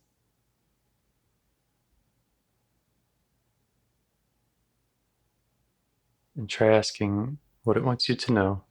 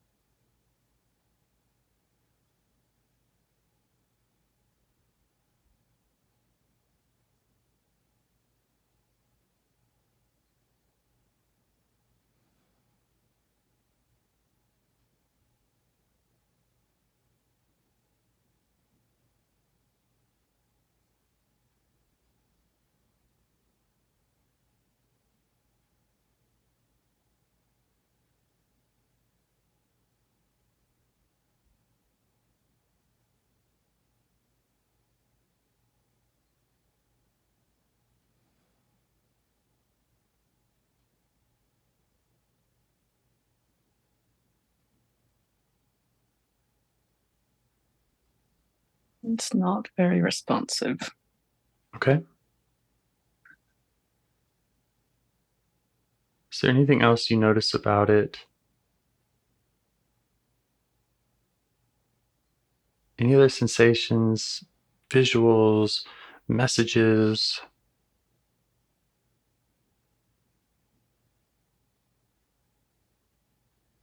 Yeah, I just got a sense that it's ready to just be there and fill up the space until it's not needed. Okay. It just kind of comes in and maybe diverts. Mm-hmm. And then, something else happens or. Okay. Yeah. So it's got a reason for being there. Mm. Maybe you could let it know that we're assuming it has a good reason and that we'd like to understand that better.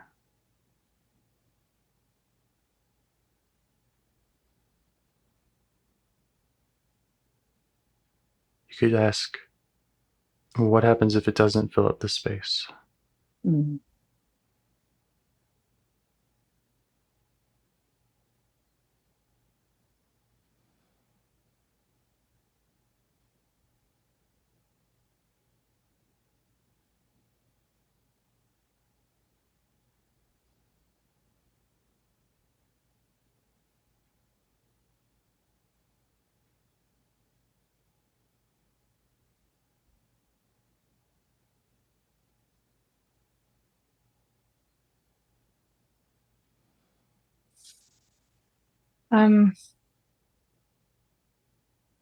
So I just got a sense of actual haze and fog.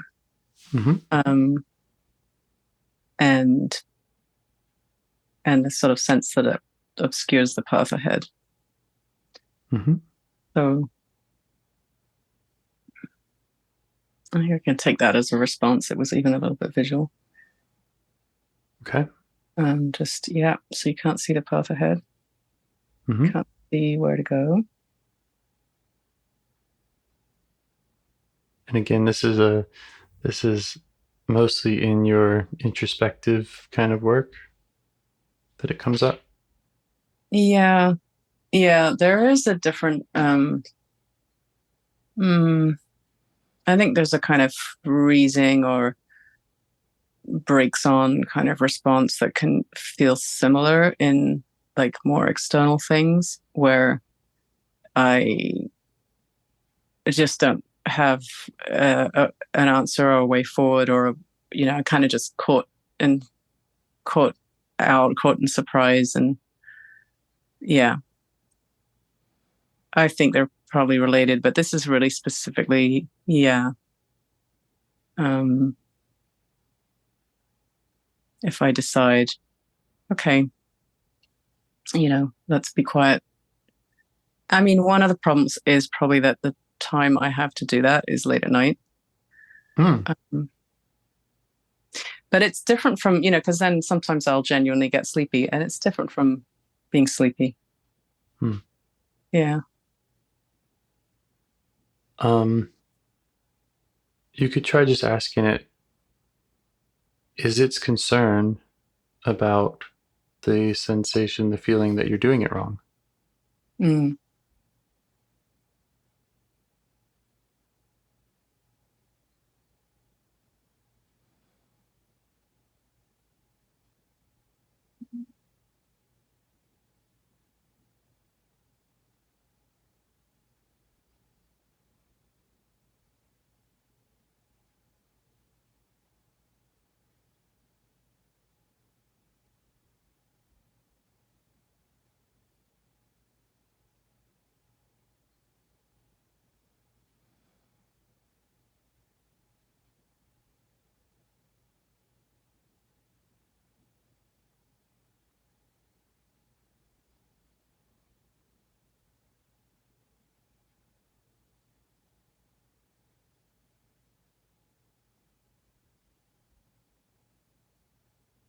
I'm not clear, but I think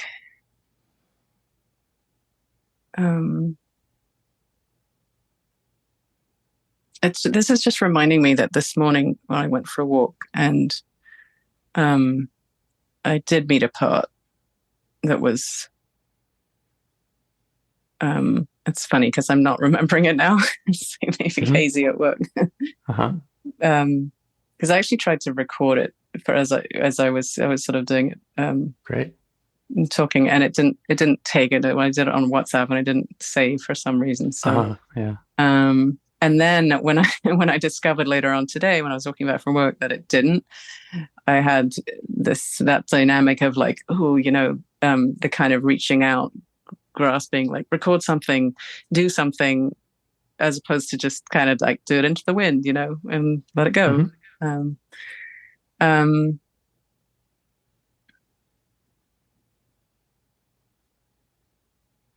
So I couldn't say I get a clear answer. I think it's pretty plausible that that's the dynamic. I'm not sure. Okay. Yeah. Well, I'm not sure of the magic question that's going to get this part talking with you. But you could just send it the message that if it does talk with you, you'll be able to understand it more. And if it has concerns or any needs at all, that you can address those.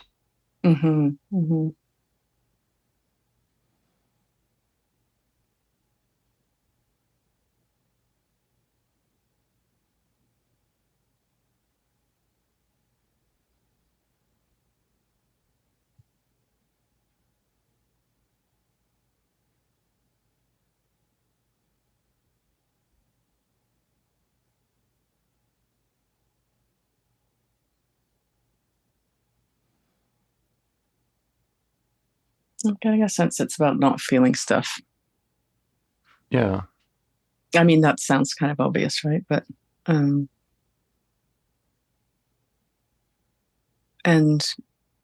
yeah, the reason that's coming up for me is just because I just notice quite a bit when I feel sort of emotionless, like without the emotion that I would expect about some situation. And, some of it is like, what's going on in the world? Or, I live in a big city, so seeing people that are like suffering and without support and so on. And I just know that like I'm quite numb sometimes when I know that's like not what I really feel. And I would say Hazy might have something to do with that. Yeah. Yeah. Yeah, I can see that being really useful. Yeah, it's useful. It's confusing, but it is, I guess it enables you to function sometimes. Yeah. So maybe the part, it doesn't want you to feel empathy for others who are suffering, because it's where you might feel overwhelmed by that. Yeah, it doesn't. Yeah, exactly. It's about the strength of feelings. And of course, if we're talking about going to other parts who are suffering, yeah, would be the same idea. Yeah. Yeah. I mean, I might have had that kind of response because I can hear.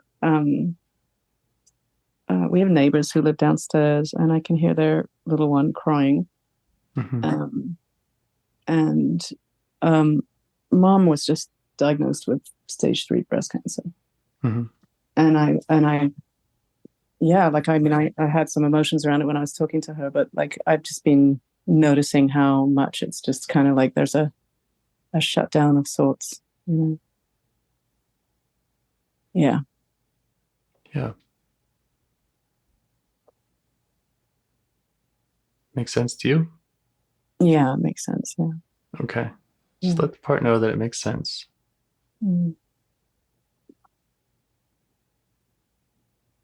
then they do it wrong part is you're doing it wrong part is right there. Right there now? Yeah, right there now, because it's sort of pointing out like, well, you just heard the baby crying, and so was it really the hazy part talking to you? Was that a You mean you just heard the baby crying like a second ago, and when I was just before I said that I think it has to do with numbing emotions, I can hear it in the distance. And that just reminded me of that. But it also sort of made sense, a little bit like a light bulb.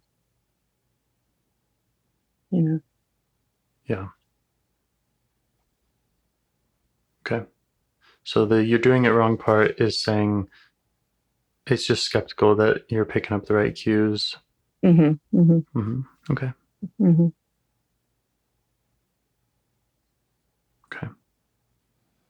I just want you to know I hear you doing it right.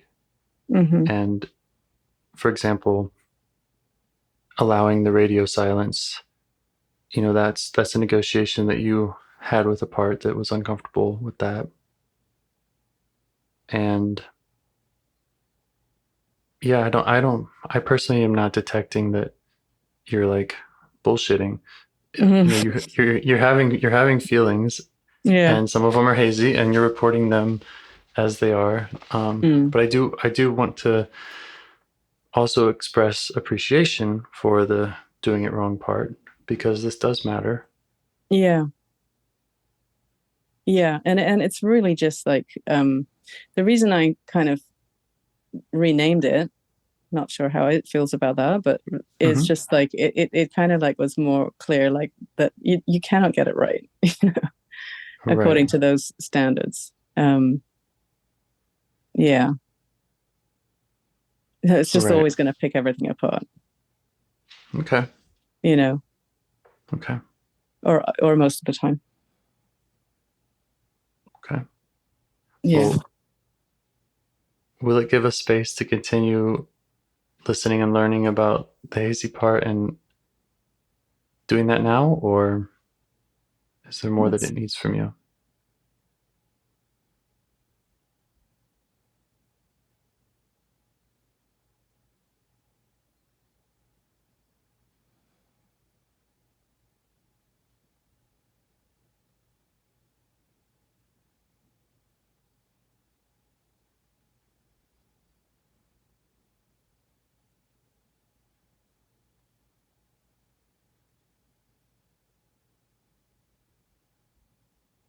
Well, I think the hazy part is back, so okay, maybe that's an answer of sorts. Okay. You could try again, kind of going back to the way you might tune out the news or the suffering you might see outside of your home. Does the hazy part react to that when you say when you just show it those experiences? Is it saying that's what I'm trying to protect you from?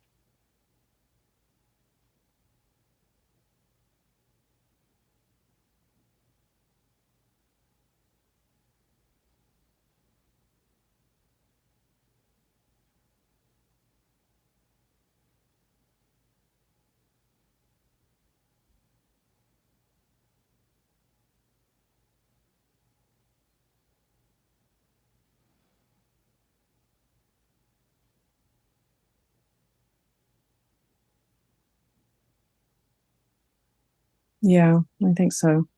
I mean, I guess I don't always experience it as being super hazy. Sometimes it's just more of a kind of disconnected feeling.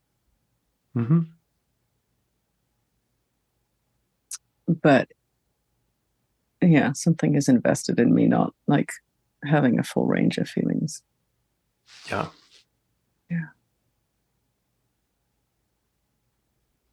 And when it comes to doing parts work, you could ask again, what's its concern just in that realm?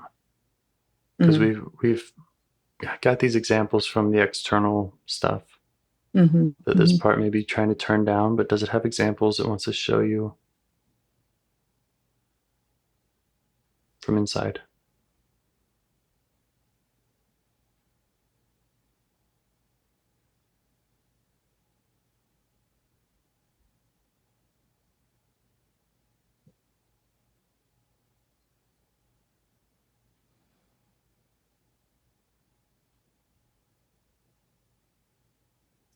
I think it falls into the realm of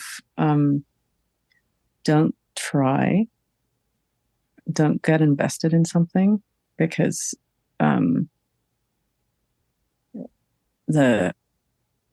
if it doesn't work out, it'll just be crushing. Mm-hmm.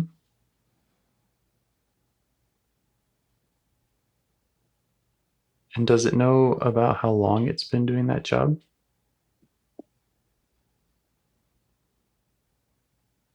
Let me see.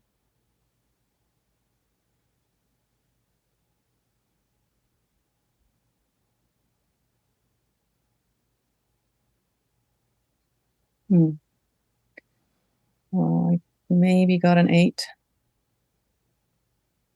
Okay. Yeah. Still feeling curious?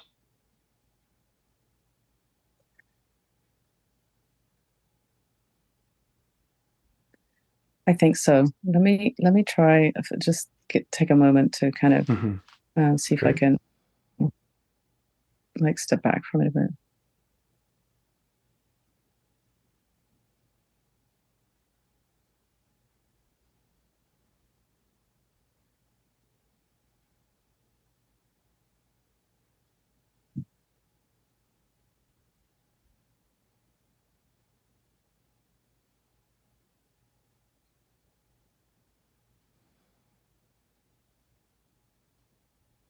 Yeah, I do feel curious. Okay. Can we see what else might have been coming up around 8? Why this part felt like it's had to do it since then?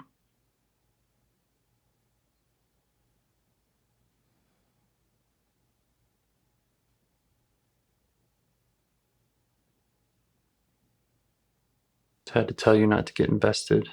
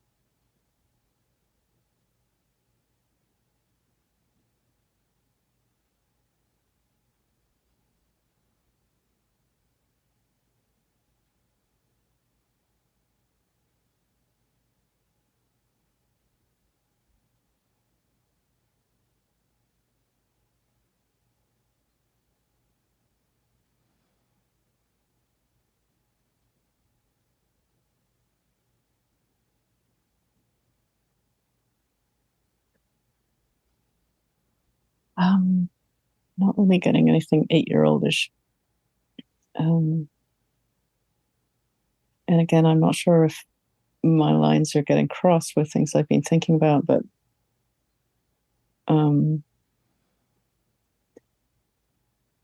what's floating up for me is I feel like a couple of times I've used in these calls the word. Right after you said the word, whatever you said after that, I think got cut off. That we've been. Okay. I didn't hear anything you said after. You think you've used the word what? I'm not hearing you. Are you there? I am here. Oh, okay. Okay. You think a few times in this call you've used the word. I don't hear you.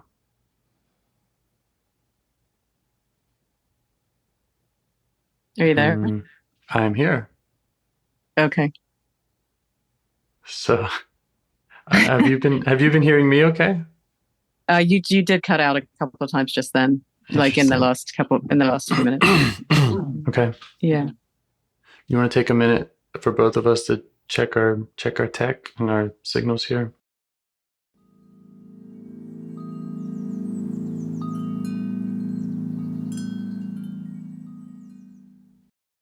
Okay. Shall we try again? Okay. Yeah. I can't wait to hear this word. In previous calls, there's been a word that you've used, which is authentically. It's just stuff that I've been thinking about in context of these calls. I swear I heard every word except the one that you said again. It's like it's the magic word. Yes. Yeah, the word is humiliation. Humiliation. Okay. that is a really powerful word. No. Thank you for taking. I really admire your patience in this call with your parts and with me and all of this. Yeah, well, it's clearly not an easy word, right? And I have said it, if I'm not mistaken, like in 2 or 3 calls. But all the stuff that comes up around that is older than 8, and even older than like my memory of the little ski lift and stuff. Because and that actually, because I'm saying that because that memory, it seems like it would be humiliating, but it wasn't. That I don't think that emotion was really part of it. I think it was just like flat out just discouraged. So later on, and again, I maybe I'm getting too talky now, but there's just a lot of experiences of having difficulty making friends, having difficulty being like, I was a kid who found it much easier to speak to adults. And when it came to, well, I think older than 8, but maybe kind of that age and onwards, yeah, there was a lot of like yearning for friendship and sometimes just feeling about getting it wrong and, oh, I screwed that one up, or, it's like I didn't know the code, and so how did I get there from, we were talking to Hazy, and I thought I got 8, and I didn't really get anything that seemed 8-year-oldish. In fact, I'm kind of drawing a blank of like what was happening when I was 8, or okay. But then my mind went to these things. Sorry, can I just let my dog in? Yes. He's gonna bark.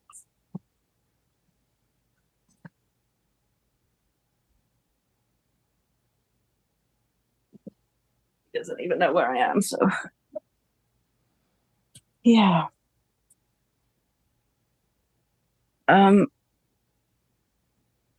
Yeah.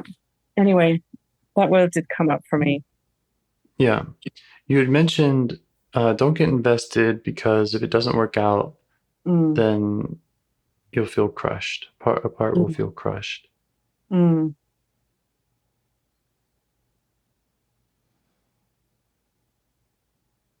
So I'm thinking that's an exile. That's a part that doesn't know the code, yearns for friendship, and feels crushed when it's seen an investment that doesn't work out in that regard. Which is definitely, definitely goes with the, sort of lack of connection, lack of friendship, but also feels like it's wider than that too. Mm-hmm. Yeah. And actually now that is what the part that I met this morning, just as a kind of like, hey, let me see if I can just walk and talk, that was what it was saying. And it was in context of like knowing that this call was coming up. Mm-hmm. And sort of the kind of sense of like, oh, I don't think I can do this. I'm doing a bad job, that kind of stuff. Like, okay, well, what's that about? And it was pretty clear about just like, yeah, you can't risk the disappointment and the feeling of like, just, well, that didn't get anywhere. You got all invested in it and that didn't get anywhere. Yeah. That's what that was about. Yeah. But, have I drifted away from Hazy now?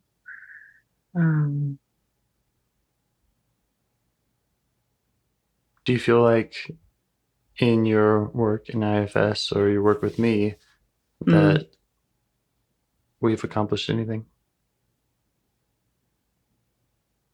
Yeah, I do. But I also feel like,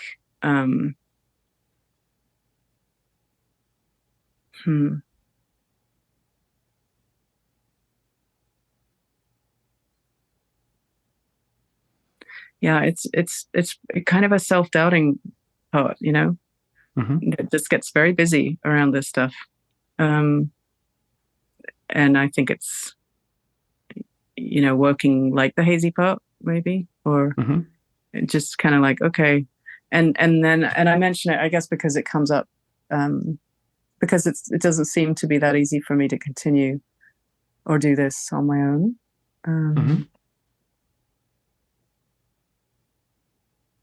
And there is this fear of the total silence, even though, like I said, I in the last call, I was like, I like the silence, but there's the parts that are very uncomfortable with it. Yeah. I'm trying feel like I'm not articulating it very well, but I feel like I'm getting to something kind of important. Yeah, I get that feeling too. I think that, and I think that's normal and fine and to be expected, especially trying to do this work with someone else and put it all in words, and it's hard. And also the the podcasty aspect of it, like I kind of have just put that aside, but yeah, like it's actually pretty extraordinary that I'm doing this in a way, because there are parts that, hell yeah, it is. Yeah. and does it how does this connect? Maybe it connects with my kind of like reaching out and doing and whatever versus just letting, but there are parts that would much prefer to be invisible or not have any attention on them at all. And I don't think I'm talking about like that invisible exile so much, or it could be connected, right? But it's sort of like, just don't look at me. Don't, I'm just going to kind of freeze. Yeah, I've experienced that with my own parts. Yeah.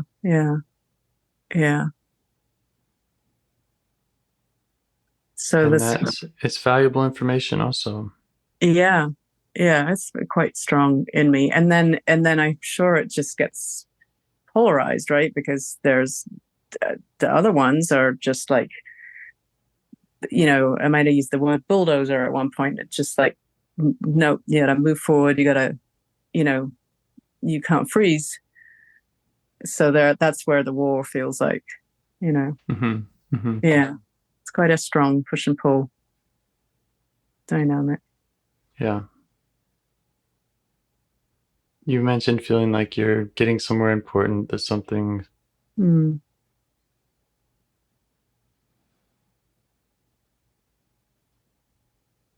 something feels important about where you're headed here. Yeah.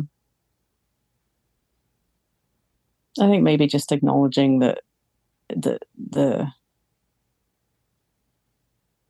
that's a fear of like paralyzing silence, or I've used also the word voiceless and things like that. So it's still kind of pointing back to that type of energy.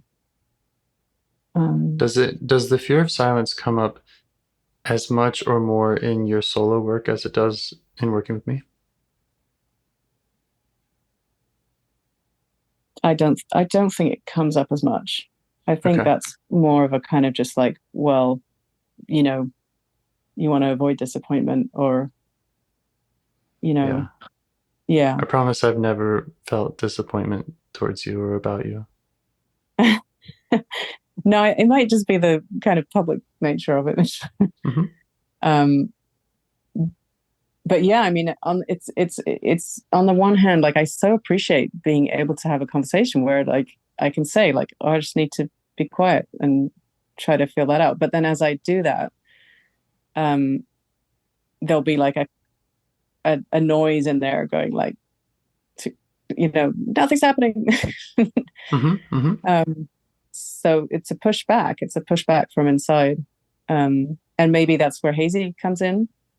Just like, okay, let's shut everything down. Yeah. Yeah. Yeah, it does sound kind of like, our original hypothesis of a part worried that you're doing it wrong, and then Hazy coming up in response. Can you ask either of these parts what they might need from you in the future? What they would need to allow you to do this work or to sit in that silence? Yeah.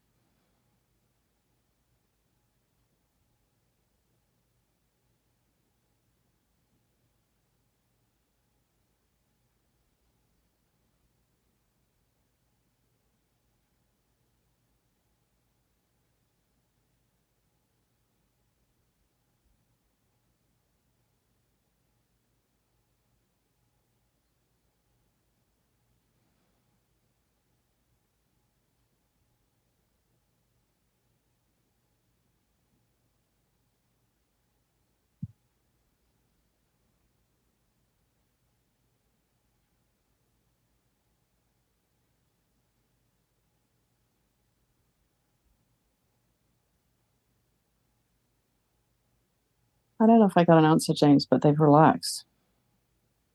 All right. Yeah. Like I just feel different. Like all of all those sensations have just kind of calmed down. Yeah. It's common parts just being acknowledged and knowing that their concerns are being taken seriously, even if there aren't big ahas about it all.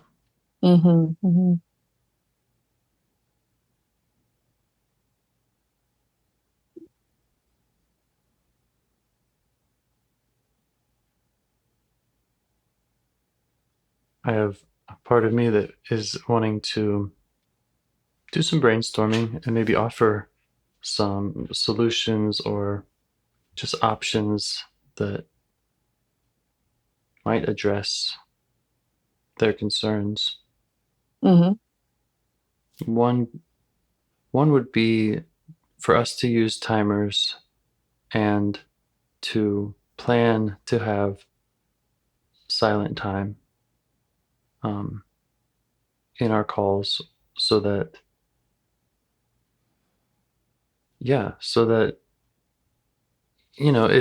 if if the only break in the silence is a part saying, well, we're supposed to talk now, would it take the pressure off to say, no, we're not going to talk for 3 minutes, and that's that. I don't know, I'm just thinking of that as a way to kind of do it anyway, work around it. Yeah, and that might work.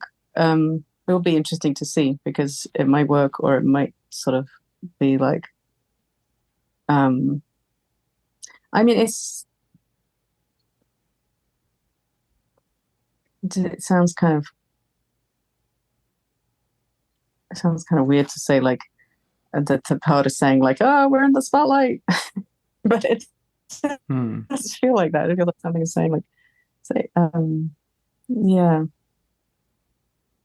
But I'd be up for that. Okay. Yeah. Another idea is that we could try some of this over text message, because that might also take the time, whatever, element out of it some. And I'd still be willing to commit to, okay, I can talk to you over the next hour and a half or whatever. Yeah. Those are my two ideas. Yeah. I mean, text messaging might work, because it'll be a different process, right? There is something about speaking and being kind of, I've used the word like dumbstruck, and I don't feel that way, but I think there is this fear in there somewhere. There's this like quite strong energy of like, what if you just totally freeze? And it's not, it doesn't make total sense, but it makes sense. Yeah. Yeah, like, yeah. And I sort of had a sense of like, yeah, there are some pretty vulnerable places that I feel like part of me is very willing to go there. And then, and then it's not so much that these parts are saying like, no, don't go there, but they are acting the way they're acting. Right. Can you check with that part? Like, what would be so bad about if you were to totally freeze?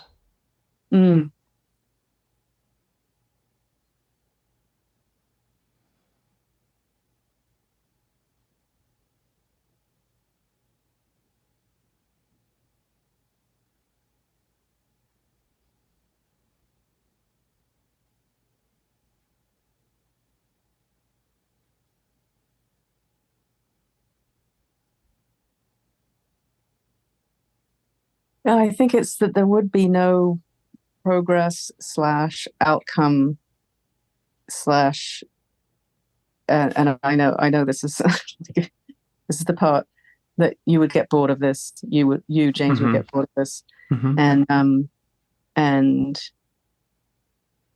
it would just be so much worse than having not tried at all.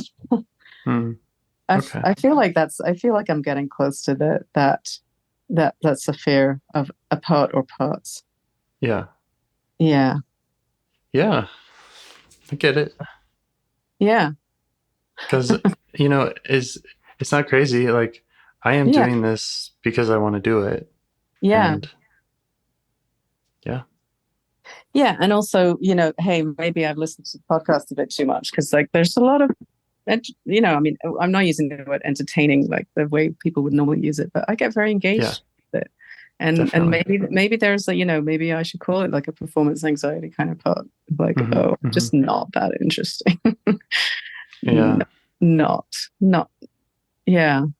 Or maybe just my process, whatever that is. And then, of course, other parts, like whenever that comes up for me, I'm like, no, this is like, I wouldn't have like, sent you that first text message to say I'm willing to do this if I didn't feel like, no, there's a space here to let things unfold, and everyone is super different, and yeah. So yeah. Okay. but I think that okay. I think that's where my I think that's I don't know whether like I've previously just kind of been like no override, because I know the bigger picture, right? But and then maybe that energy is just kind of like just keeps bouncing back, because I haven't properly heard it and acknowledged it and right. Yeah. I've stopped working with people for various reasons, but never because I felt bored. Never because they're a hard nut to crack. No, I mean, yeah. Okay. We're all infinitely complex, and yeah. There's a real that belief is in there in my system somewhere. Somehow in different, probably various shapes and forms, but I think I've I think I've sort of spat it out now, kind of. Awesome. I wonder, maybe I can take a minute to see who might feel acknowledged by that. Okay. And what else they need from you. Yeah.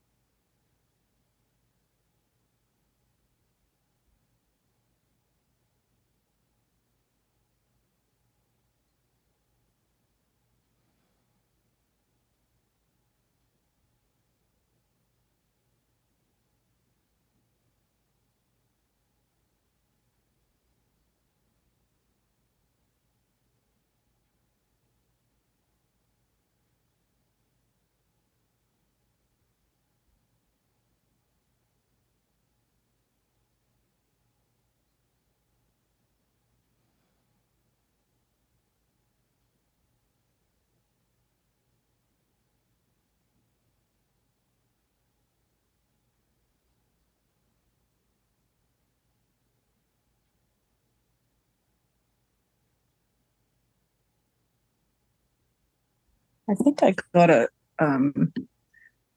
sort of indistinct visual of like a clearing, sort of outside grassy place, and a no-go zone. Yeah. And that makes me think also that, obviously you can do I can have these conversations without really getting into any details. But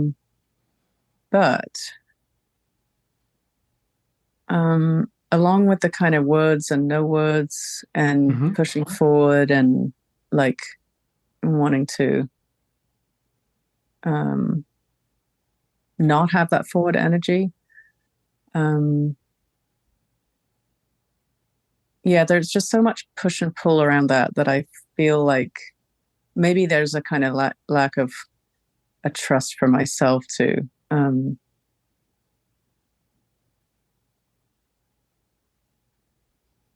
don't know what I'm trying to say, but maybe, talk about stuff without getting into like detail.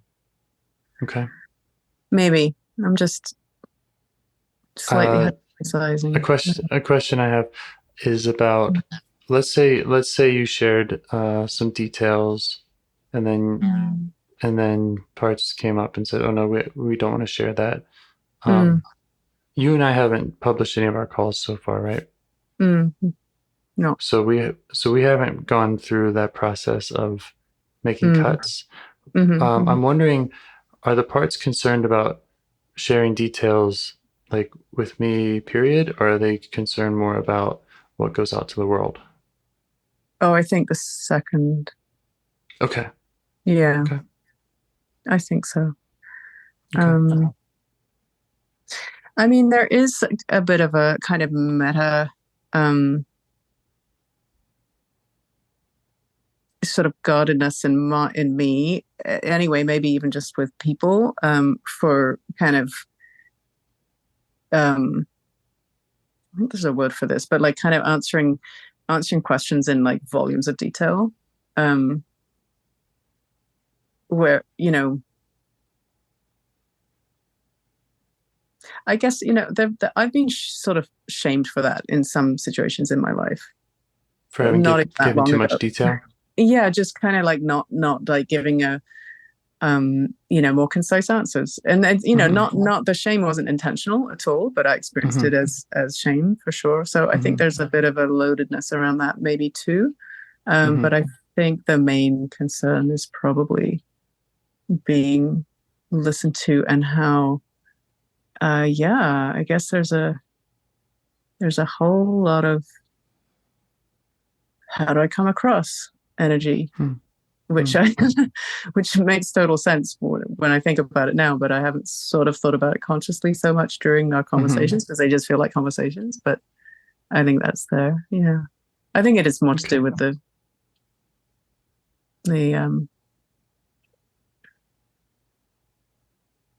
you know, random people hearing it kind of thing. Yeah.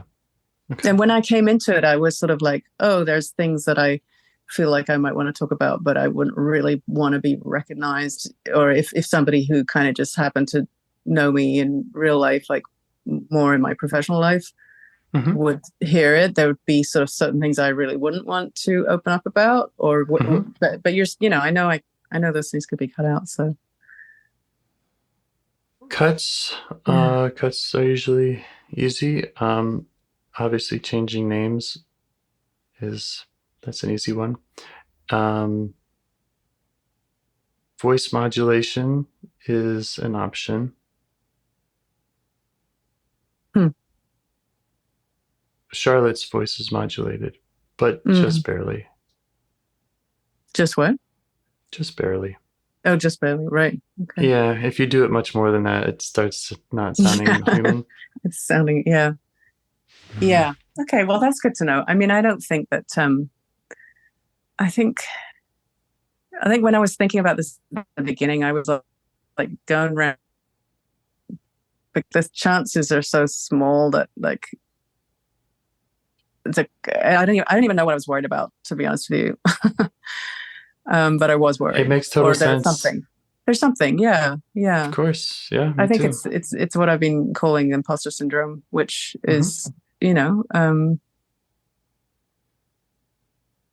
yeah, I guess, you know, I mean, they're yeah, you're just sort of opening up and being vulnerable, which is actually what I love so much about this podcast. But that's what's so beautiful about it. It is. And yeah, being honest and being vulnerable is the opposite of being an imposter, and to me it's the opposite of boring. Yeah. And I've never had any feelings from you that you're not doing that. Okay. Yeah, I mean, I was just speaking for the parts there. Like, I don't really think that. But yeah, but I guess I think there is a very deeply rooted something that kind of, yeah, I mean, it makes sense even with what I've shared so far, that goes back to being kind of like, okay, not seen, and, you know, invisible, like kind of out of, you know, just sort of free floating off somewhere in the cosmos, not in a particularly nice place. And, oh, I just lost my thought, but yeah, it makes sense to me that I get, you know, squirmy about this. I mean, probably most people do, right? Yes. In one way or another. Yeah. Okay. Anyway, yeah, that got talky, but I think it was kind of helpful to really just acknowledge that. Yeah, that's great. That it's almost like it gets to a point where, but it does happen, and when I'm trying to work by myself as well. So it's not just one thing. It's definitely not just that. It's there's a kind of like, okay, Yeah. Not going there. Just another idea that came to my mind is, we could. Are you there? We could. I think you just. I'm here. Are you there?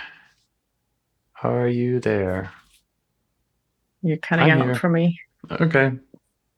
Well, maybe this is a good place to stop. I had another idea, but I can share it with you on Discord. I am going to put that in a chat. Okay. With you right now. Okay. Yeah, sure. Thank you. Thank you for your patience. That's okay. It could be on my end. You never know. I'll send you a message and we can talk about all these things, including another idea that I have that I'd like to share with you. Okay. Awesome. Okay. Thanks for your time, James. You too. Yeah. Thank you. Bye. Bye-bye. Do you want to help bring more self-energy to the world? If you'd like to participate in calls or help out with this project in any way, I'd love to hear your ideas. Join the Discord server or contact me at james@liveifs.com. A huge thanks to our audio engineer, Yvonne, for your care and diligence in editing the calls. To every caller for your courage in sharing some of your parts. And to anyone out there getting to know their internal system, keep going. Who knows? That might be the most selfless, helpful thing you can do for others, and you're the only one who can do it. If you'd like to see us reach the largest audience, we must please the almighty suggestion algorithms at iTunes and YouTube, and they don't care about the power of IFS. They're looking for likes and shares and comments, and the sooner the better. Follow the links in the show notes right here in your podcast player to make your wishes known. And now, a minute of meditation. Or if you prefer, pull over. You can do it in 60 seconds. Just click one of those links. They're right there, and give us a like or a 5-star rating. It would really help. If you think this project is helping people, you're helping people by sharing it. Thank you.